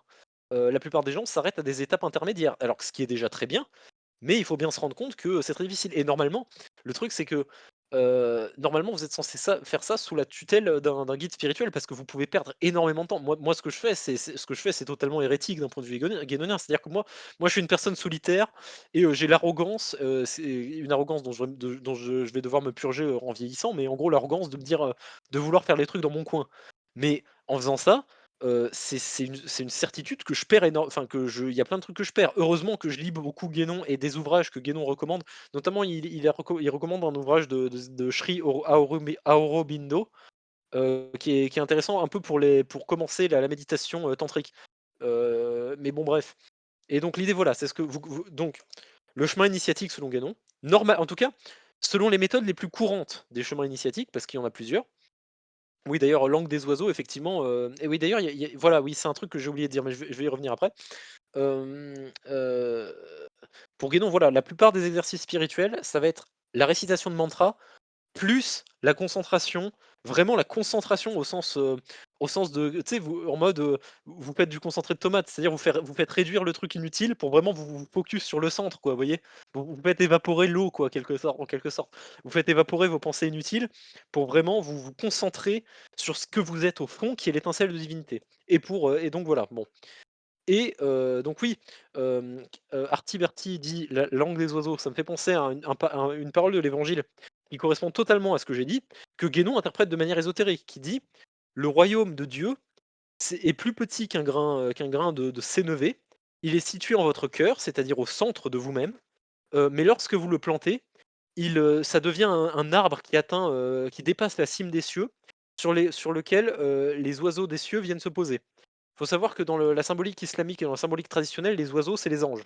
Donc ça veut dire qu'au centre de vous-même se trouve un truc qui n'est pas matériel parce qu'il est plus petit qu'un grain de blé, mais quand vous le plantez, c'est quelque chose qui est tellement puissant et grand, donc c'est le royaume de Dieu, hein, que les anges viennent se poser dessus.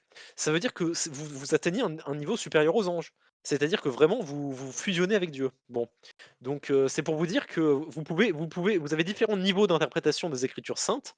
Guénon était totalement dans ce délire-là, bah, enfin ce délire, dans cette optique-là, et donc c'est de ça qu'il parlait. Bon, alors j'ai dit que, ça c'était les principaux exercices spirituels, d'une voie initiatique. En fait, en théorie, Guénon vous explique que comme il existe des gens très différents, notamment des gens qui ont pas qui ont pas la foi de s'asseoir en tailleur pendant 7 heures d'affilée et méditer en récitant des mantras.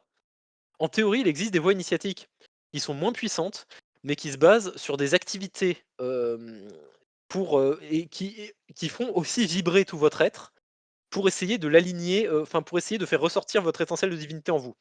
Exemple typique pour Guénon la franc-maçonnerie. Mais la franc-maçonnerie, si vous voulez, elle vous permet clairement pas, la vie est un rite initiatique. Alors oui, mais Guénon, il te taperait sur les doigts. Mais en théorie, pour quelqu'un qui a reçu l'initiation, au sens, du rite, c'est quelqu'un qui a participé à un rituel d'initiation au sens où l'entend René Guénon, effectivement, la vie devient un parcours initiatique. Et en théorie, enfin bon bref, peu importe, je vais pas épiloguer là-dessus, on pourra en parler à la fin de la conférence si vous voulez.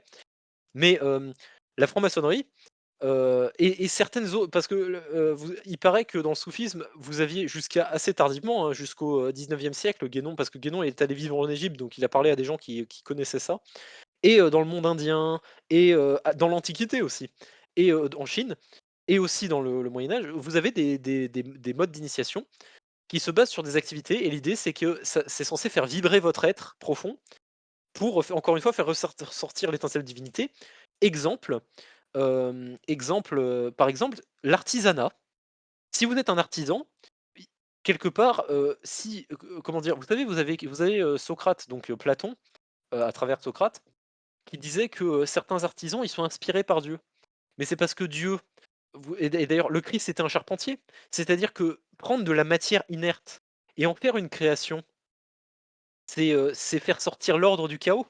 C'est-à-dire, c'est un peu comme Dieu qui, à travers sa lumière initiale, ordonne le chaos, tu vois? Au commencement était le verbe, mais vous avez, comment ça s'appelle? Vous avez, cette notion dans le judaïsme que au commencement était un chaos. C'est-à-dire, en fait, le chaos, ça veut dire l'indistinction, c'est-à-dire c'est un peu de l'argile inerte. Heu, c'est un tohu-bohu, c'est ça que ça veut dire, hein, c'est de l'argile inerte. Mais l'argile, ça contient des possibilités. Bon, et là, ça nous emmènerait trop loin d'en parler, mais en gros, c'est ce que Aristote appelle la materia prima. Cette materia prima, elle est ordonnée par une sorte d'onde de choc qui est le logos et donc qui est le verbe. Et si vous voulez, cette onde de choc, elle fait en sorte que cette argile, elle prend forme, et donc c'est un peu comme ça, en gros, que Dieu a créé l'univers. C'est d'abord, il a créé une couche d'argile qui est le chaos originel, et il ordonne ce chaos avec son logos. Et donc en faisant hem, un artisan qui, fait un truc vraiment stylé, et qui met un peu de lui, en fait, qui met de sa personne dans son œuvre, il y a une analogie à faire avec Dieu. Et donc Guénon, il dit: «Il y a des voies initiatiques qui, si votre délire, c'est vraiment l'artisanat, si au fond de vous, vous êtes vraiment le meilleur des artisans, eh bien, parce que tout votre être vous porte à créer des trucs stylés, eh bien, c'est logique, et que, par exemple, vous n'êtes pas du tout fait pour rester assis, à réciter des mantras.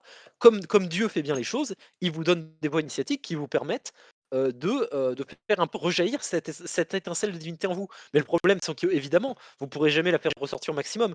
Donc c'est pour ça qu'il dit que la franc-maçonnerie est une voie initiatique limitée. Mais en théorie, si parmi vous, il y a, des artisans des terres, genre du style compagnon du devoir, en théorie, si vous allez dans une loge maçonnique traditionnelle, donc type, Grande Loge nationale de France, parce que Guénon, il va vous dire que, dans le cadre du Grand Orient, par exemple, le rite, enfin la chaîne initiatique a été rompue parce qu'ils ont fait n'importe quoi avec le rite, parce que le Grand Orient, c'est plus un club d'influence politique qu'un truc sérieux. Mais vous avez un certain nombre comment ça s'appelle, de loges, notamment les loges nordiques, c'est-à-dire les loges en dehors de France, et c'est pour ça d'ailleurs qu'elles vous disent: «Vous rentrez pas si vous croyez pas en Dieu». C'est qu'elles prennent ça très au sérieux, et donc l'idée, c'est que voilà, vous êtes vous êtes vous êtes à l'image du grand architecte de l'univers, voilà. Et donc en théorie, voilà, il y a tout un tas de pratiques initiatiques comme l'alchimie, et cetera. En fait, votre activité sert de support à un travail intérieur, qui sera plus limité que la concentration, qui est le travail intérieur par excellence, mais ça existe. Et donc le résultat à l'initiation, quand vous arrivez au max, c'est que vous devenez une sorte de soleil spirituel. C'est que déjà, vous avez atteint un état qui s'appelle, Alfana dans l'islam, qui est l'extinction du moi, que les hindous appellent la délivrance. C'est-à-dire qu'en fait, vous êtes libéré de toute illusion. C'est-à-dire que vraiment, vous voyez l'univers tel qu'il est réellement à tous les niveaux. Et vous avez totalement effacé votre moi parce que vous vous rendez compte qu'au fond, voilà, vous êtes Dieu, vous êtes Dieu qui s'était oublié mais qui s'en rappelait. Et donc, déjà, vous devenez la manifestation de la volonté divine.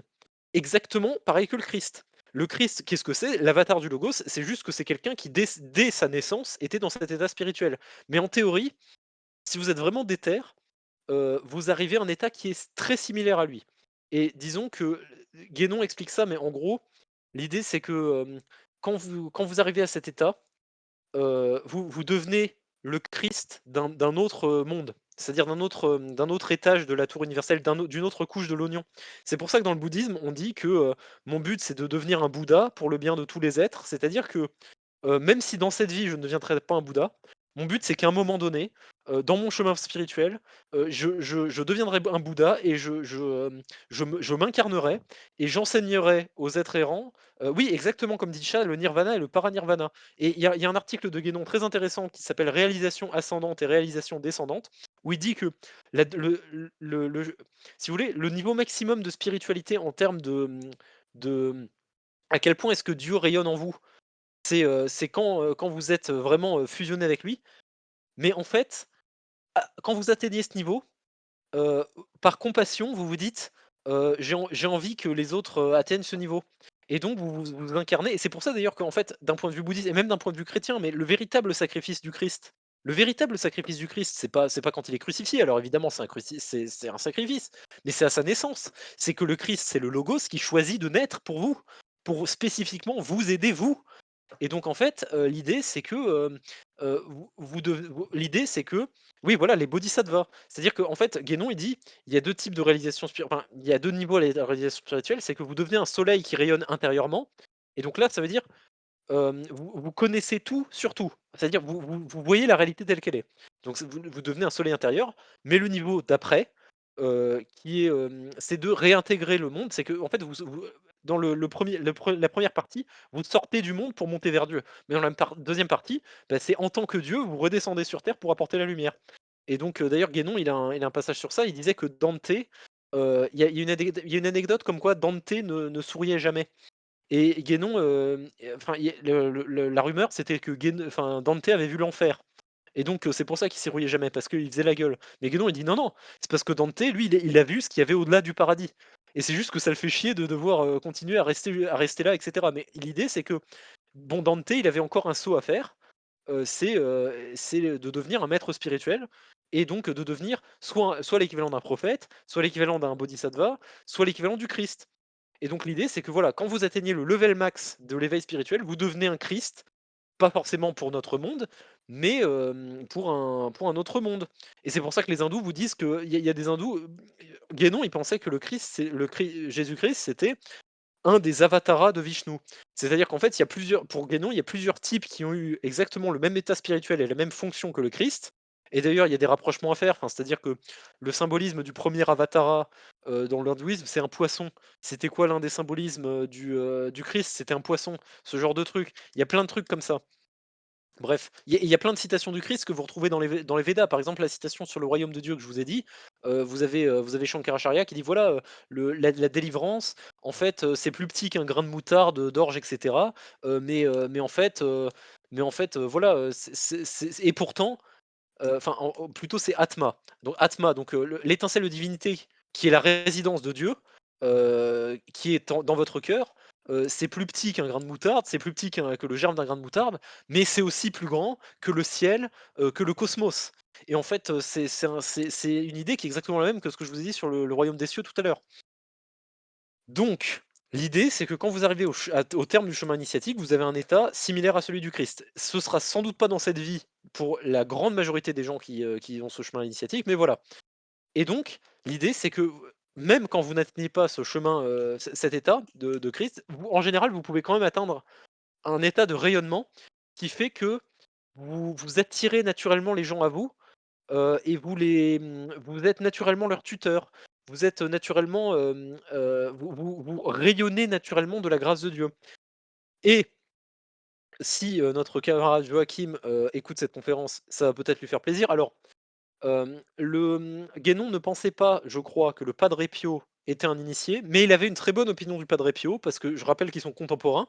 Il n'a jamais vu le Padre Pio, mais il y a des correspondants de Guénon parce que Guénon avait une grosse correspondance qui étaient allés voir le Padre Pio et qui avaient assisté à des cérémonies et des messes qu'il faisait et il disait, «Ah oui, non, mais en fait, quand on est auprès du Padre Pio, on ressent vraiment comme une vague d'amour et cetera». Enfin, c'est comme si c'était un et qu'il y avait qu'il émettait des ondes de choc de lumière divine en permanence et Guénon dit: «Ça, c'est typique d'une sorte de réalisation. Bon, c'est-à-dire, Padre Pio, c'est au moins un mystique, de haut niveau, on va dire. Pour Guénon, il avait pas le niveau d'un initié de level max, mais Guénon, il dit ça, c'est typique d'une action de présence, c'est-à-dire d'un rayonnement spirituel qui est vraiment typique, de quelqu'un qui est haut, placé dans la hiérarchie, des éveillés.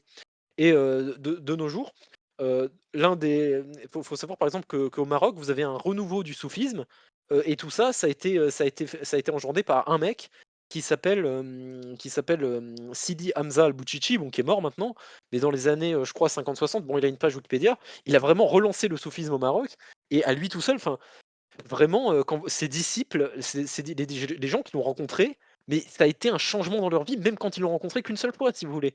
C'est vraiment, c'est un peu comme, Joachim expliquait, dans une de ses vidéos sur, voilà, le Padre Pio qui te transforme. C'est exactement le genre de truc qui arrive normalement, quand les gens atteignent un certain niveau d'éveil spirituel. C'est vous devenez un soleil spirituel qui rayonne sur les gens. Donc déjà la réalisation, elle est intérieure pour vous, mais elle va s'extérioriser au fur et à mesure que, vous montez en grade, quoi, voilà.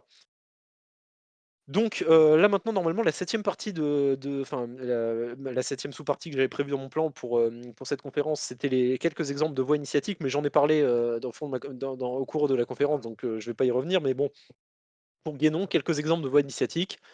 Dans le monde occidental, la franc-maçonnerie, même si elle est en très mauvais état, Guénon était de l'opinion qu'elle était en très mauvais état, mais que, heu, dans certaines loges, l'influence spirituelle était transmise régulièrement, donc elle était encore valide. C'est juste que, bah, en gros, plus personne était au courant de à quoi ça correspondait. C'est pour ça que Guénon a une certaine influence dans les loges maçonniques. Pas toujours, parce que beaucoup de maçons sont progressistes, donc Guénon ils aiment pas, mais parmi certains maçons, il y a beaucoup de maçons qui ont lu Guénon, par exemple.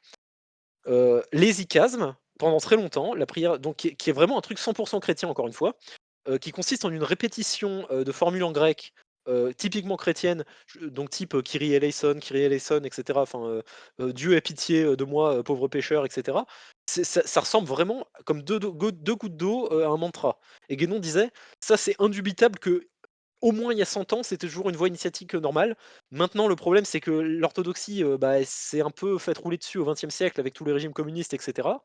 Mais, mais, écoutez, on peut avoir l'espoir que, les ICAS, même si c'est très restreint, et très secret, ce soit toujours une voie initiatique chrétienne au sens où l'entend Guénon.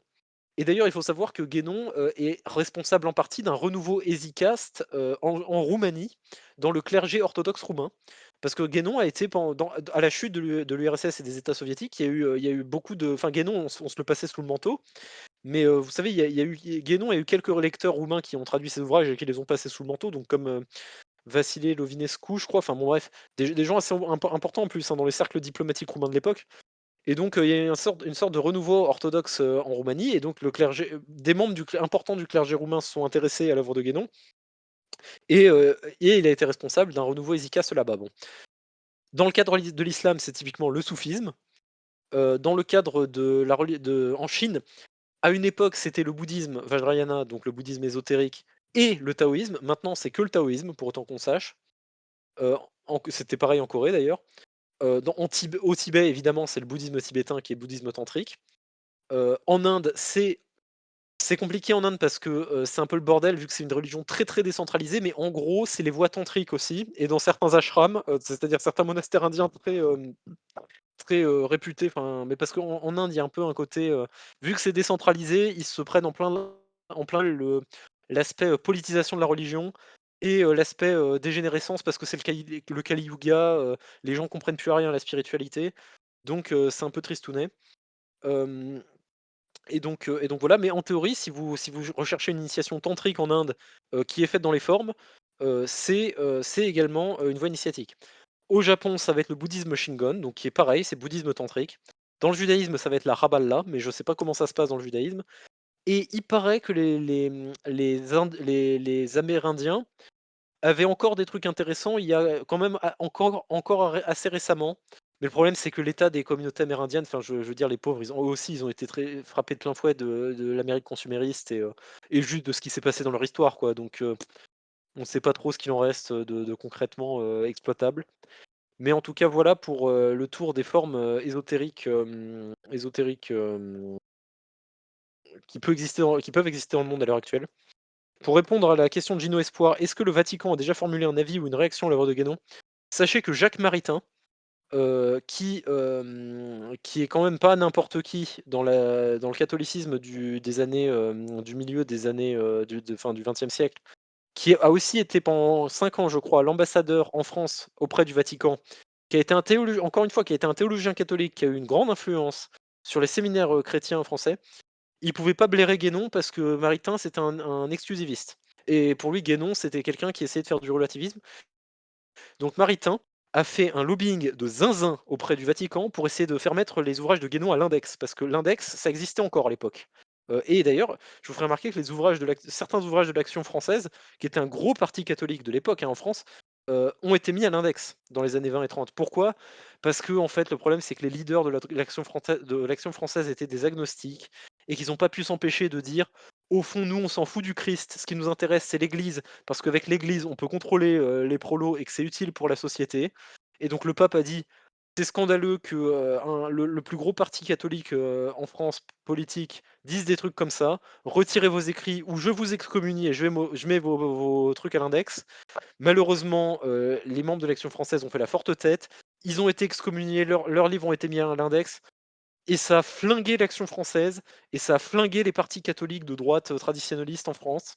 C'est triste, mais c'est comme ça. Mais c'est pour vous dire que l'index, c'était pas n'importe quoi à l'époque. Jacques Maritain a pendant 5 ans fait un lobbying de zinzin pour mettre les livres de Guénon à l'index. Il s'est pris une fin de non-recevoir catégorique de la part du Vatican. Et donc encore une fois, Guénon, c'était pas n'importe qui. Guénon, c'est quelqu'un qui a été élu par pratiquement tout le monde à son époque. André Malraux, le gars qui a été, le ministre de la culture, de Gaulle pendant 10 ans, c'était le fan numéro un de Guénon. Enfin, j'exagère un peu, mais, vous savez peut-être qu'il adorait l'Inde. C'était en grande partie sous l'influence de Guénon. André Gide, un poète qui est quand même assez connu, il a même dit à la fin de sa vie: «J'ai trop lu Guénon», quoi. Guénon, c'est pas un auteur obscur, encore une fois, hein. C'est pas un auteur, qui forcément était, dans la conscience du grand public, mais c'est un auteur qui a fréquenté beaucoup de monde. Bon bref, oui, Malraux, c'est un Indiana Jones. Oui, c'était une personnalité Malraux quand même. Mais c'est pour vous dire que, c'est le Vatican, il a à mon avis, après moi je suis biaisé évidemment, il a pas envoyé balader Maritain parce qu'il s'est dit: «Mais je veux pas mettre un no name, sur la liste, des gens interdits quoi». C'est juste, comme le dit Guénon, Guénon l'a dit parce qu'il en parle dans sa correspondance. Guénon, il dit: «Écoute, moi j'ai toujours tendu la main au Vatican, au moins si les catholiques mettent mes bouquins à l'index, au moins ça clarifie les choses, je peux définitivement, passer à autre chose et arrêter d'essayer de défendre le catholicisme». Et quand Guénon a appris que le pape avait dit, enfin, en tout cas qu'un un cardinal très important qui s'appelle le cardinal Eugène Tisserand, apparemment, qui a été très important dans cette décision, ont refusé de mettre Guénon à l'index, il a dit: «Ça prouve qu'au Vatican, il y a quand même des gens prêts à considérer, des sujets un peu plus élevés». Malheureusement, l'état de l'Église actuellement d'un niveau théologique, quand on avait Benoît XVI encore, c'était cool. Je pense que maintenant, si vous mettiez, Guénon, sous la main au Vatican, il y a pas grand monde qui comprendrait, quoi, hein. Malheureusement, c'est comme ça. Mais voilà, c'est le truc le plus explicite que Guénon, enfin que le Vatican a dit sur Guénon, c'est, on va pas mettre ce mec-là à l'index. À l'époque où l'index avait encore, une importance. Donc je vais voir s'il y avait, d'autres messages parce que je sais qu'Olivier B a parlé, mais que je l'ai snobé, c'est terrible. Tu nous dis que les religions traditionnelles faisaient descendre une part de divinité sur nous, l'Eucharistie, prière, méditation, etc. La franc-maçonnerie habituerait et préparait l'homme à une initiation, mais aucune part de divinité ne descend d'elle car elle n'est pas traditionnelle, c'est ça. Non, non, non. En fait, non, non, non. Alors, effectivement, je vais reformuler, mais la franc-maçonnerie est une forme initiatique, c'est-à-dire qu'effectivement, elle vous transmet une énergie divine qui, qui permet à l'étincelle de divinité en vous de briller, on va dire. Sauf qu'elle ne brille que dans certaines circonstances parce que la franc-maçonnerie, c'est une voie initiatique qui est adaptée à un type de profil psychologique très précis. Parce que, en gros, Dieu fait bien les choses et que, Dieu va pas laisser les gens qui peuvent pas méditer, mais qui sont des artisans très déter, enfin, je veux dire parce que, enfin, quand même, imaginez un gars qui fait une cathédrale et c'est juste que, bah, voilà, il a pas la tête à méditer, il est pas fait pour ça.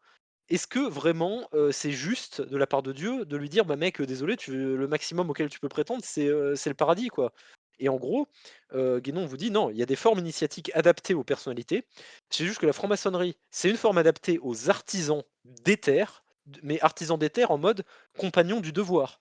C'est-à-dire vraiment les constructeurs de cathédrales, des trucs comme ça, quoi, ou des bâtisseurs. Et c'est pour ça franc-maçonnerie, enfin, ils font de la maçonnerie, quoi, voilà, vous voyez? Heu et c'est juste que c'est une initiation, donc quelque chose qui te permet à la part de divinité en toi, de t'exprimer et de remplir, qui tu es. Mais c'est juste que la forme de «méditation» entre guillemets que tu vas utiliser, ça va être ton activité de maçon ou d'artisan. C'est juste mais tu vas aller moins loin. Mais pour Guénon, la franc-maçonnerie, le problème, c'est qu'elle a beaucoup dégénéré et vous avez plein de loges, qui non seulement maintenant sont devenues des officines politiques, extrêmement sordides, hein. Je veux dire, c'est des trucs, c'est de la corruption en bande organisée, hein, certaines loges de maçonnerie, hein. C'est terrible. Non seulement ça, mais en plus, c'est des organisations, certaines loges maçonniques, qui ont gardé le vocabulaire initiatique si vous voulez, mais qui transmettent aucune, initiation véritable. C'est-à-dire que si vous allez au Grand Orient, de France, et que vous recevez soi-disant une initiation maçonnique, il y a de fortes chances qu'en fait vous receviez rien du tout, que c'est du théâtre en fait, que si vous faisiez, ça dans votre chambre tout seul dans votre coin, ce serait le même résultat. Alors que si vous allez dans une, loge maçonnique un peu plus traditionnelle, type, Grande Loge nationale de France ou la franc-maçonnerie, anglo-saxonne et nordique, là, c'est beaucoup plus probable que vous ayez encore des loges qui transmettent l'influence spirituelle qui correspond à l'initiation des bâtisseurs de la cathédrale. Voilà. J'espère que c'est clair ce que j'ai dit. C'est très protestant comme idée. Je me souviens pas, de à quelle idée tu fais référence, Isha, mais c'est très protestant. Je ne sais pas si je dois être extrêmement vexé parce que je n'ai rien contre les protestants, mais en bon guénonien, malheureusement, je pense qu'ils font fausse route d'un point de vue doctrinal, même si souvent, vu qu'ils prennent la moralité très au sérieux, eh bien, ce sont des gens très sympathiques. La franc-maçonnerie, oui, c'est possible. En fait, paradoxalement, ça a survécu dans les pays protestants. C'est curieux, mais c'est comme ça. Mais voilà, c'est vrai qu'une forme mais pour Guénon, la franc-maçonnerie, c'est une forme initiatique qui a été importée parce que le christianisme normal a perdu son caractère ésotérique. Mais en théorie, la franc-maçonnerie, c'est un truc qui est très, très vieux et qui remonte, potentiellement, au constructeur du temple de Salomon, si vous voulez. C'est potentiellement un truc juif, en fait, la franc-maçonnerie, ou alors un truc, du Moyen-Orient mais enfin, c'est un truc de l'Antiquité. Tiens, d'ailleurs, comme forme, ésotérique, de l'Antiquité, vous aviez, les mystères d'Éleusis, par exemple. Ça, c'est typique, d'une initiation au sens de Guénon. Alors attends, je répondrai à la question Silas après. Oui, la franc-maçonnerie se réclame d'Égypte, mais pour Guénon, effectivement, la franc-maçonnerie, c'est une forme initiatique que on a été obligé d'importer dans l'Europe chrétienne, parce que l'Europe chrétienne avait perdu ses formes initiatiques natives. C'est-à-dire les formes qui vraiment sont adaptées au christianisme en tant que tel, sauf dans les icasmes.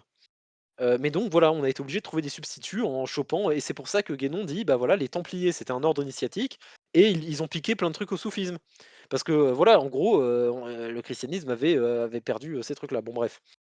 Mais donc normalement, effectivement, la franc-maçonnerie, c'est pas un truc chrétien, mais c'est un truc pour Guénon qui est christiano-compatible, qui est pas foncièrement contradictoire avec le christianisme. Bon, malheureusement, les loges maçonniques, ont tout fait pour, être excommuniées, hein, mais bon, voilà. C'est pour Guénon, la franc-maçonnerie, c'est un truc qui est compatible avec le christianisme. C'est juste que ça vient pas nativement du christianisme. Mais on a essayé de l'adapter pour que ça colle avec une société chrétienne.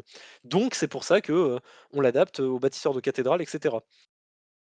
Alors, question de Silas, quid du martinisme auquel Guénon a été initié? Pour Guénon, le martinisme, c'est un truc qui a gardé des connaissances théoriques, mais qui ne transmet aucune influence spirituelle. C'est-à-dire, en fait, c'est, c'est un peu la conférence que je vous fais, ce soir, hein. Là, vous n'avez pas été initié au sens de Guénon. C'est juste, je vous ai donné la base théorique de Guénon, mais je vous ai transmis aucune, énergie divine, vous voyez? J'ai rien déverrouillé, de vos facultés. Pour Guénon, le martinisme, c'est un peu ça, en fait. C'est un peu une conférence de Vali, mais en moins bonne qualité parce que pour lui, le martinisme, c'était quand même beaucoup d'idées un peu new age, alors le terme est un peu anachronique parce que le new age, justement, c'est après la mort de Guénon, paradoxalement, enfin, c'est dans les années 60. Mais c'est un peu un truc new age avant l'heure, mais qui contenait de vrais trucs. Et le problème, c'est que souvent des fois, le new age contient de vrais trucs, intéressants, hein, mais c'est juste que c'est noyé dans une mer dans un océan de trucs nuls, quoi. Bon, alors écoutez, cette conférence est finie. Je vais regarder s'il y a des questions ou des points intéressants, mais n'hésitez pas si vous avez des questions. Et j'espère que ça a été clair. N'hésitez pas à me donner un feedback et à me dire, si ça l'a été.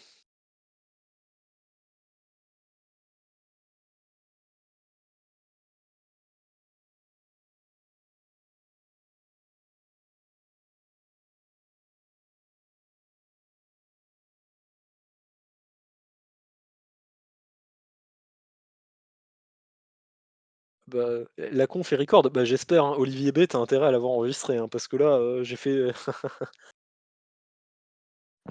de mon mieux.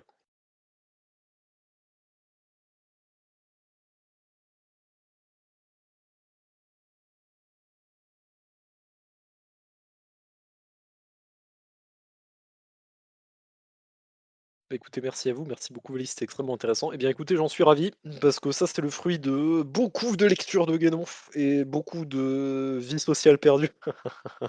Faut bien que ça profite à des gens.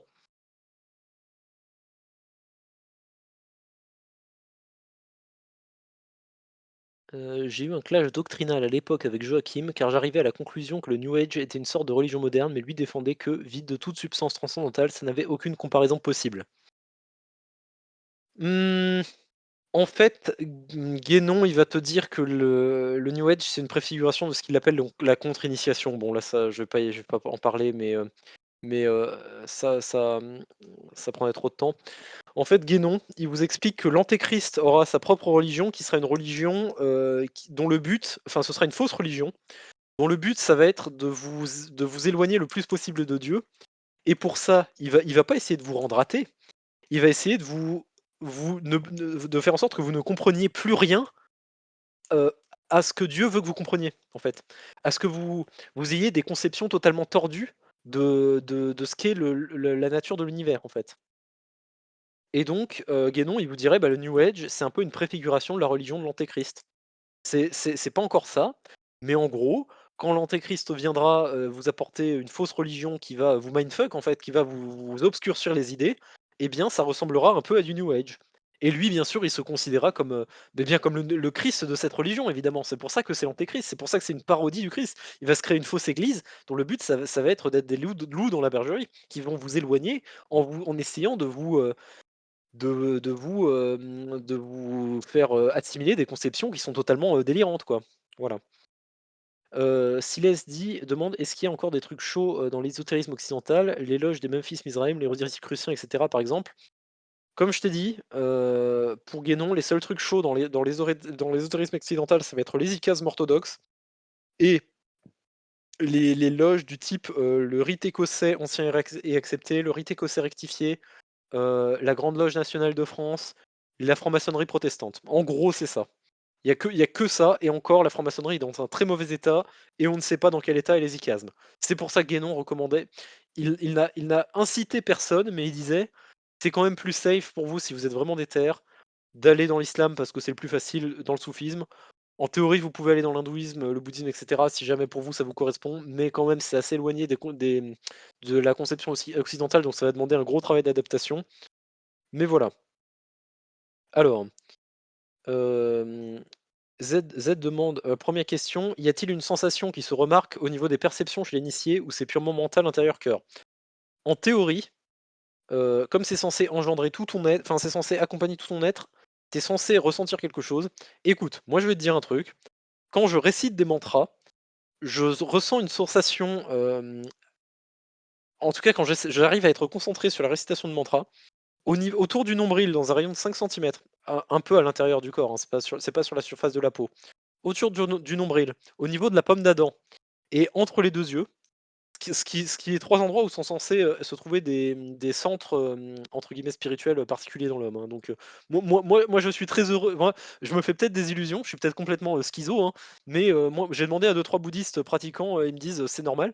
En gros, tu ressens un peu une sensation similaire à quand, tu sais, tu t'étires après, à une longue période à rien faire, tu vois? Tu as un peu une sensation agréable dans tes muscles, qui, bon, qui peut un peu être assimilable à du plaisir sexuel, vous voyez? Enfin bon, mais tu sais, c'est un peu une sensation, voilà, la meilleure que je peux donner, c'est que, tu t'étires, dans les muscles. Alors tu ressens un petit peu cette situation, c'est comme si tu avais des légers chatouillis autour, du nombril et ça, on m'a dit, encore une fois, moi j'ai, normalement, tu es censé vraiment avoir un point de vue radicalement différent sur le monde. Tu es vraiment censé voir, le monde comme, vraiment voir même dans le moindre pétale de rose, Dieu dedans, tu vois? Moi, c'est pas du tout mon cas, hein, vraiment pas du tout. Je te dis juste que d'un point de vue physiologique, écoute, c'est ce qui arrive quand je récite des mantras et on m'a dit que c'était un des effets. En gros, on m'a dit: «C'est plutôt bon signe» et donc moi, j'interprète ça à titre personnel comme, un peu un truc que Dieu, fait pour te dire: «Écoute mec, il y a de l'effet dans ton truc, désespère pas, il y a au moins de l'effet dans ta pratique», tu vois? Il y a au moins un minimum de résultats empiriques. Mais en théorie, voilà, c'est censé être, c'est censé beaucoup plus être dans ta perception à long terme, même si voilà, ça peut s'accompagner d'une sorte de sensation de paix intérieure et cetera, très agréable. Y a-t-il aussi des rites pour démontrer chez l'initié que la flamme est toujours allumée, comme un examen de maintien des compétences? Le problème, c'est que non, Guénon, il disait justement le truc, c'est que ton statut spirituel, c'est un secret entre toi et Dieu.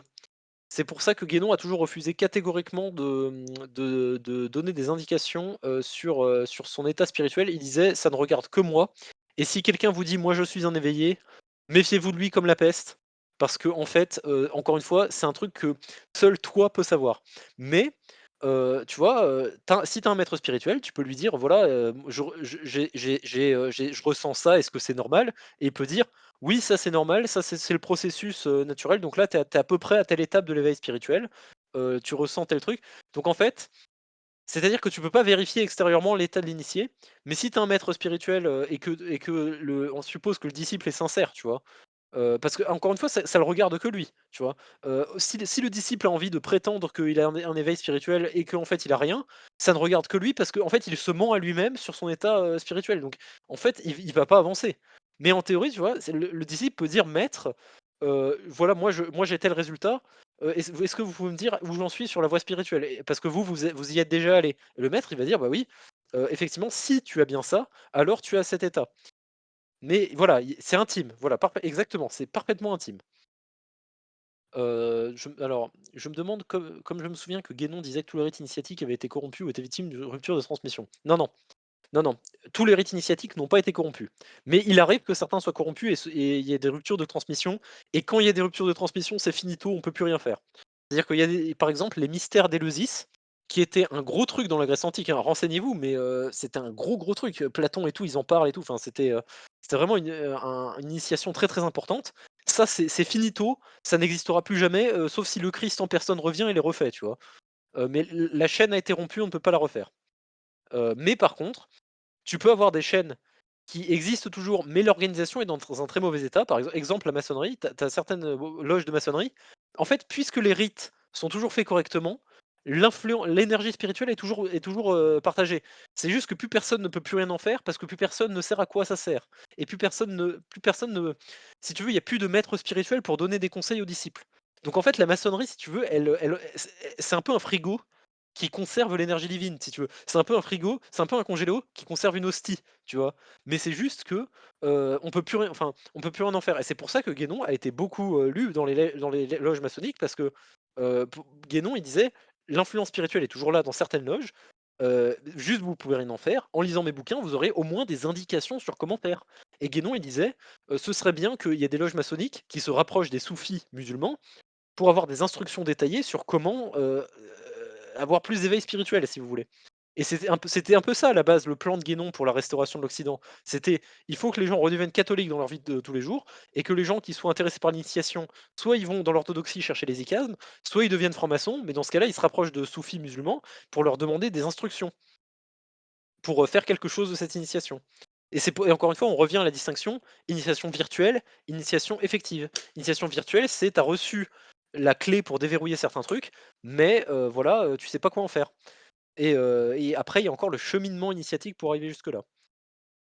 Alors une question d'Isha: «J'aimerais intervenir sur le libre arbitre et la chute du point de vue Guénon, est-ce possible?» Alors oui, mais alors là, en fait, il faudrait faire toute une conférence sur le libre arbitre et Guénon. Et alors là, vraiment, là, je dirais, c'est encore plus compliqué que la conférence que je vous ai fait. Là, je saurais pas te répondre tout à fait parce que là, ça devient vraiment compliqué. Il paraît que c'est vraiment un truc que tu piges quand tu es un initié de haut niveau. Le pourquoi du comment il y a un libre arbitre et de pourquoi du comment est-ce que Dieu a créé le monde au lieu de parce que c'est vrai, c'est une question qu'on peut se poser. Pourquoi est-ce qu'on se fait chier à revenir vers Dieu, alors que Dieu, il pourrait très bien nous le donner, nous redemander directement nous se remanifester à nous? C'est compliqué, mais en gros, voilà, en fait, comme Dieu est infini, tout ce qui est possible existe à l'intérieur de Dieu. Le fait que des créatures avec le libre arbitre existent, c'est possible. Donc il faut que ça ait une place à l'intérieur de Dieu. Et donc en fait, un peu de la même manière que, tu vois, le fait qu'il y a une infinité de nombres, je vais te faire une analogie qui va peut-être être éclatée si tu as pas l'esprit mathématique, tu vas pas comprendre. Mais tu vois, le fait qu'il y ait un nombre qui infini, bon, Guénon aimerait pas ce terme parce qu'il a une notion très précise de l'infini, mais tu vois, il y a un nombre infini de chiffres. Et donc ça veut dire que tu as le chiffre 1. Tu as le chiffre 12, tu as le chiffre 123, tu as le chiffre 1234. Et donc tu peux en théorie avoir un chiffre qui est 1, 2, 3, 4, 5, 6, 7, 8, 9, 10, nanana, et qui va jusqu'à l'infini. En fait, vu qu'il y a un nombre infini de nombres, ce chiffre, il existe forcément quelque part. Et la raison pour laquelle Dieu a créé le monde, c'est que comme Dieu est infini, la possibilité, si vous voulez, que Dieu ait une personnalité et la personnalité d'un créateur, elle existe à l'intérieur de Dieu. Et donc, Dieu, crée notre monde. Et donc voilà et donc en gros, c'est la réponse simple que Guénon, explique à ce problème. Oui, c'est un peu le paradoxe de l'autel, comme dit Isha. C'est-à-dire que comme Dieu est vraiment infini, qu'il n'a aucune limitation, eh bien, il existe en lui la possibilité tout ce qui est tout ce qui est possible existe à l'intérieur de Dieu. Il existe en lui la possibilité, d'être créateur. Il existe en lui la possibilité d'être créateur d'un monde avec le libre arbitre, parce que les anges n'ont pas de libre arbitre, par exemple. Un monde qui n'a pas de libre arbitre, donc parce qu'ils se enfin bon, c'est compliqué à expliquer, mais bon. Donc il existe la possibilité pour lui, non seulement d'être créateur, mais de créateur de monde avec le libre arbitre. Eh bien, puisque cette possibilité existe, au bout d'un moment, il finit par créer notre monde, et du coup, notre monde existe. Mais sauf que, comme je vous ai dit, il y a rien qui existe en dehors de Dieu, donc on est Dieu qui s'est oublié au fond de nous, on est un reflet de Dieu, donc on peut faire ce cheminement pour revenir à Dieu. Voilà, mais vous voyez, bon, en fait, là, ça devient compliqué parce que on commence à entrer dans de la métaphysique guénonienne, vraiment, pure et dure. Et voilà quoi, je pense qu'un vendredi soir, après 1 h 50 de conférence, c'est peut-être pas le meilleur moment d'aborder ces questions. Mais enfin, vous voyez un petit peu le genre de délire, c'est un peu ça la réponse de Guénon au paradoxe du libre arbitre. Z dit: «L'initiation fournit un potentiel qui doit se réaliser dans le rapport au divin et au rituel prière de l'initié», si je comprends bien. En fait, l'initiation déverrouille un potentiel qui est à l'intérieur de toi, mais qui est, verrouillé en fait. Mais oui, en gros, c'est ça. Et il y a de moins en moins d'experts certifiés pour nous aiguiller. Exactement, tu as tout à fait compris la thèse de Guénon. L'initiation, c'est pas qu'elle nous fournit, mais elle nous déverrouille un potentiel qui existe en nous, qui doit se réaliser dans le rapport au divin et au rituel prière, et cetera, de l'initié. Et effectivement, il y a de moins en moins d'experts certifiés pour nous aiguiller. Eh, bah, écoutez, moi après je vais aller boire un bon verre d'eau parce que je commence à avoir la voix éraillée là, j'ai pas l'habitude de parler, de manière aussi passionnée et flamboyante, mais voilà. J'espère que j'ai réussi à faire une conférence, correcte parce que, comme je vous l'ai dit, c'est vraiment une conférence très importante si vous voulez comprendre Guénon. Bien joué pour la conf. J'espère, Olivier B, que tu l'as enregistré, sinon je vais de ce pas me défenestrer, malgré mon statut d'initié tantrique de haut niveau. Heu, Isha, tu reviens la semaine prochaine. Bah oui, alors là, je vais arriver à court de conférences, que toutes préparées, hein, je vais pas te mentir. Sauf si vous voulez réécouter une conférence sur le conflit syrien. Est-ce que tu peux vérifier, Olivier B, que tu as enregistré la conférence pour savoir si je me défenestre ou pas? Pour savoir si je peux dormir, l'esprit tranquille cette nuit? D'ailleurs, j'avais écrit un document de 3 pages, sur la fin du record. Écoute, ouais, vas-y, tu peux. Moi, j'ai fini ma conférence.